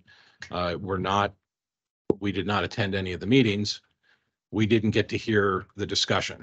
And, you know, we were instructed to not attend those meetings and participate by our attorney at that time. Right. So, Councilmember Romanello, would you want to see the reference charters, or is there anything you'd like to add to this? No, well, I wouldn't mind seeing those, and I don't have anything else to add. I said what I said. I do appreciate your consideration and your comments. Mr. Mayor, as formerly serving in our military, was there anything else that you wanted to add on this discussion? On the home rule itself, not on mine. I mean, you mean from a constitutionality perspective? No. From any other points in the charter that that you might want to address. Well, I addressed my original concern about the age of serving. You know, I don't know if this is what you were alluding to, but as someone who did serve, and I know there's other members up here who have, I feel that if you can be drafted into the military and go fight for the country at 18, you should have every right to serve your community at the same age. You're at the consenting age of being an adult. I brought that up when we were allowed. Are you singing? Well, there was a reason, and I believe I presented it to at the time when we were given opportunity to. I understood, but I did not agree with their reasoning. But it passed, and I looked at the charter personally from a whole and thought it was the right thing to do at the time. The cool thing about it is the citizens have the opportunity to make changes to the charter whenever they feel like it. If the council does not see fit to make changes before the next election. Well, I have a suggestion. If these points that Councilmember Romanello brought up are considered salient or want to be explored, there might be a couple of other things that might also enter into that bucket. And rather than doing this piecemeal, let's pile them all on and get it all done at once. The one thing that I know, I think I know why it was done, but I'm not sure it applies any longer, is the dates when the people take office. I don't think that changes. You still, if the election is in it's November, good now. it's in January? Good now. You get elected in November and seated in January. Okay. There is one thing though that would need to be brought. We probably should have a workshop sooner than later about this. And that would be the discussion, since we're now able to, of a lodging tax. Before such time as the state legislature says we can't do it, Ooh. we should look into it. We have one hotel now, and we probably should tie that to the conversation of short-term rentals. And so if the council's in agreement with that, then we should probably schedule a workshop and allow town staff to determine the timing of that so that the legal stuff can be taken care of and there's enough timing of it so that it can get on the 2024 ballot. Is this a planning department thing? It's for planning director. Yes, yes, it would be along with our esteemed town attorney. He would, I don't think we need to reinvent anything. I was gonna say, There's that's what- there's dozens of There's- ordinances across the state Yep. of lodging tax. We should probably keep it regional. So we're not, out taxing Colorado Springs or Fountain or any place else. And we should just mimic what's already out there and see if the voters want to approve it. that's pretty simple. But I know I short-term think rentals is I think coming me up and in Bob could handle that. short-term rentals is Okay. coming up as an issue as part of the, We're getting phone calls every day about that. Have you passed a short-term rental ordinance? So Right. that's different than just short-term rental. except for lodging tax. taxes though, would be part of that. Right. Because X the So- amount of So days. do you want a short-term rental ordinance and a lodging tax on short-term rentals? Do we need an ordinance for that? I mean, it's been kind of just clicking along as it has been right now, right? Yeah, I'm just asking the question. Well, the way I saw in the bill that's already been published, it has to do with the amount of days that would be rented in order to qualify certain taxes. But And that's at a state level? the state would be pushing it down on us. So, read your legislative bills. I'm working on it. Yeah. We have an no. update on Friday if you want to get online. I haven't, I know there's over 80 already that have been submitted, but probably, and this would be a good place for, in the workshop for, if Jim has specific language that he would like to see, then we can talk about it at that point and discuss it as a council. So do you want this workshop before a council meeting or on a separate day? I'm good with before. Is that gonna give us enough time? Because typically, if we did this in February, Mr. Cole, is that enough time for us to determine languages and things like that before September? Oh, yes. So we good in February? Mr. Romanello, are you good in February for a workshop? I know you have some travel stuff coming up in that month, but can you join remotely if you're not here? Yes, I can. Okay, yes. I do, and I want to make sure, I don't want to, because Mr. Romanello's busy season is fast approaching. And so I want to make sure that we're mindful, thank you, of his busy season, because he'll go dark on us and From the beach. yeah, Can we- from the beach. Can we suggest February 20th? That's That is one I will be remote on, but I will be on it. okay.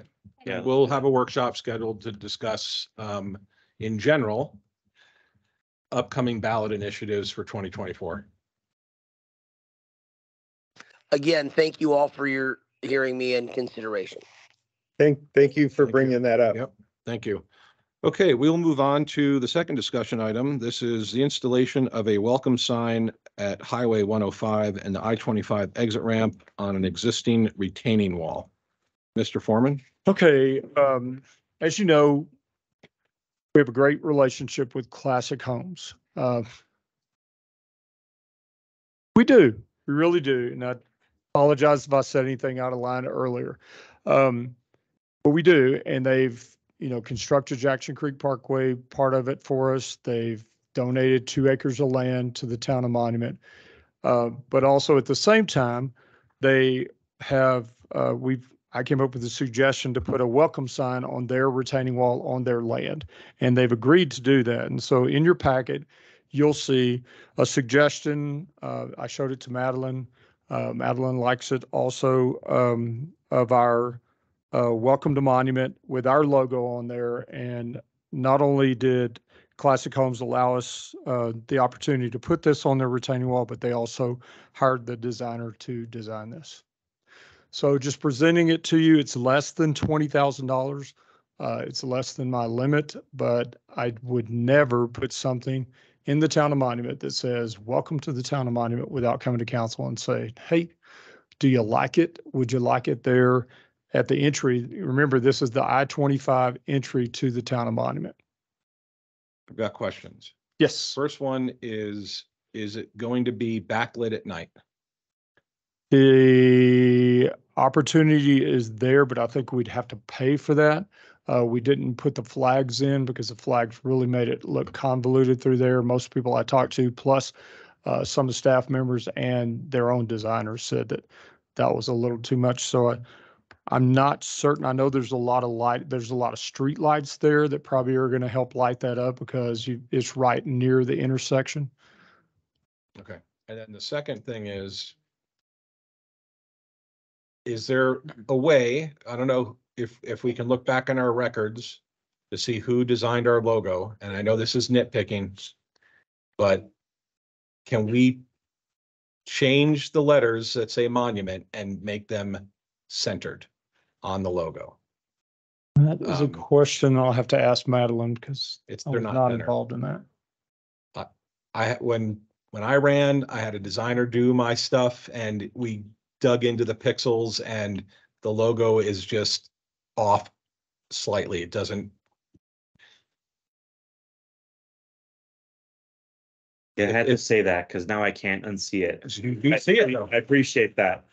I've only known one person to recognize it. Let's do it right, right? Well, a corollary question to that would be, how does that change our copyright or our trademark? Good question. We haven't trademarked it yet. I thought we did. Did we? Yes, we did. Yeah. Trademarked. Madeline got that I done read last the year. emails, just saying. Oh, Yeah. Madeline got that done. was there a cost involved in trademark? It's 10 o'clock. I'm salty. Yeah, it's minimal cost to, Okay. we would just probably have to resubmit the trademark logo. But we can have our graphic designer work on recentering it. She basically took our old logo and put the seal around it, so I'm sure it won't be a big deal. Is that constitutional? Just kidding.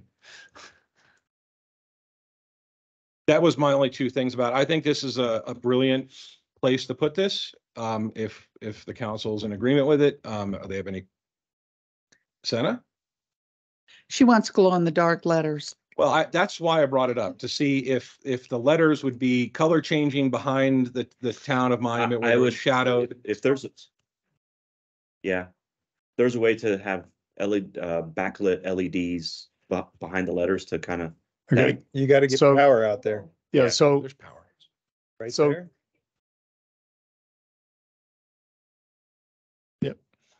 good. What the street light is how many feet? Like 100 feet? It's Yeah, so backlighting, welcome to Monument, I think would be cool. So that at night when you're coming through, that those letters pop. okay, so. There went your $25,000 budget. Do you want to so you can direct me to do that and I can go ahead and do We it. didn't direct you to do this. But but if you want to direct me to do that, it's probably going to be more than $25,000. So you have to direct me to Can you just spend get a more. quote and then let us know? I don't know what their timing is, but I can find out. Well, Definitely. I mean, there's no rush you to would put have the to, sign up, you right? would have to put a meter on it. We get a better cost if we put them up at the same time. Because if they put them up at the same time, we get a better price. They're putting their logo up also. The one Exactly. that So says the Monument price is Junction. going to change if we do them at different times. They're waiting on me to give them an answer. Is theirs going to be backlit? No, it's going to be the same as ours. You're talking about putting a meter out there if you're gonna do that. Driving?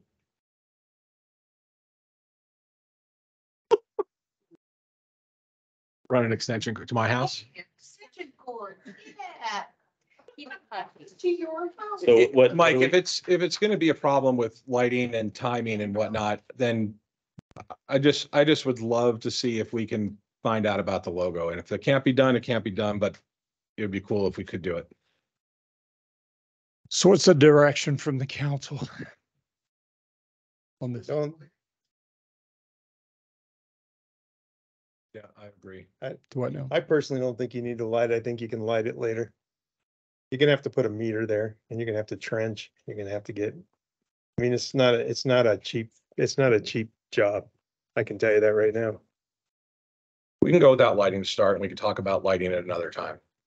I appreciate that. So is that the consensus of the council? Let's do that. Go with this. Okay. Sounds All right. great. Jim, Councilmember Ronell, you want to raise a tax for this? No new GoFundMe? taxes. Read my GoFundMe? lips. All right, next up is public comments. Individuals attending in person may raise their hand to indicate their desire to comment. Individuals attending via Teams may raise their hand digitally to comment via connected devices. Please lower your hand when finished with your comments. Comments are limited to 3 minutes. Is there anybody in the council chambers that would like to make a public comment? And I don't see anybody online with their hands raised.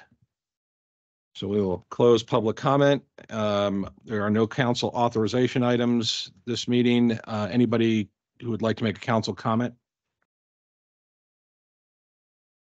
No? All right, meeting's adjourned.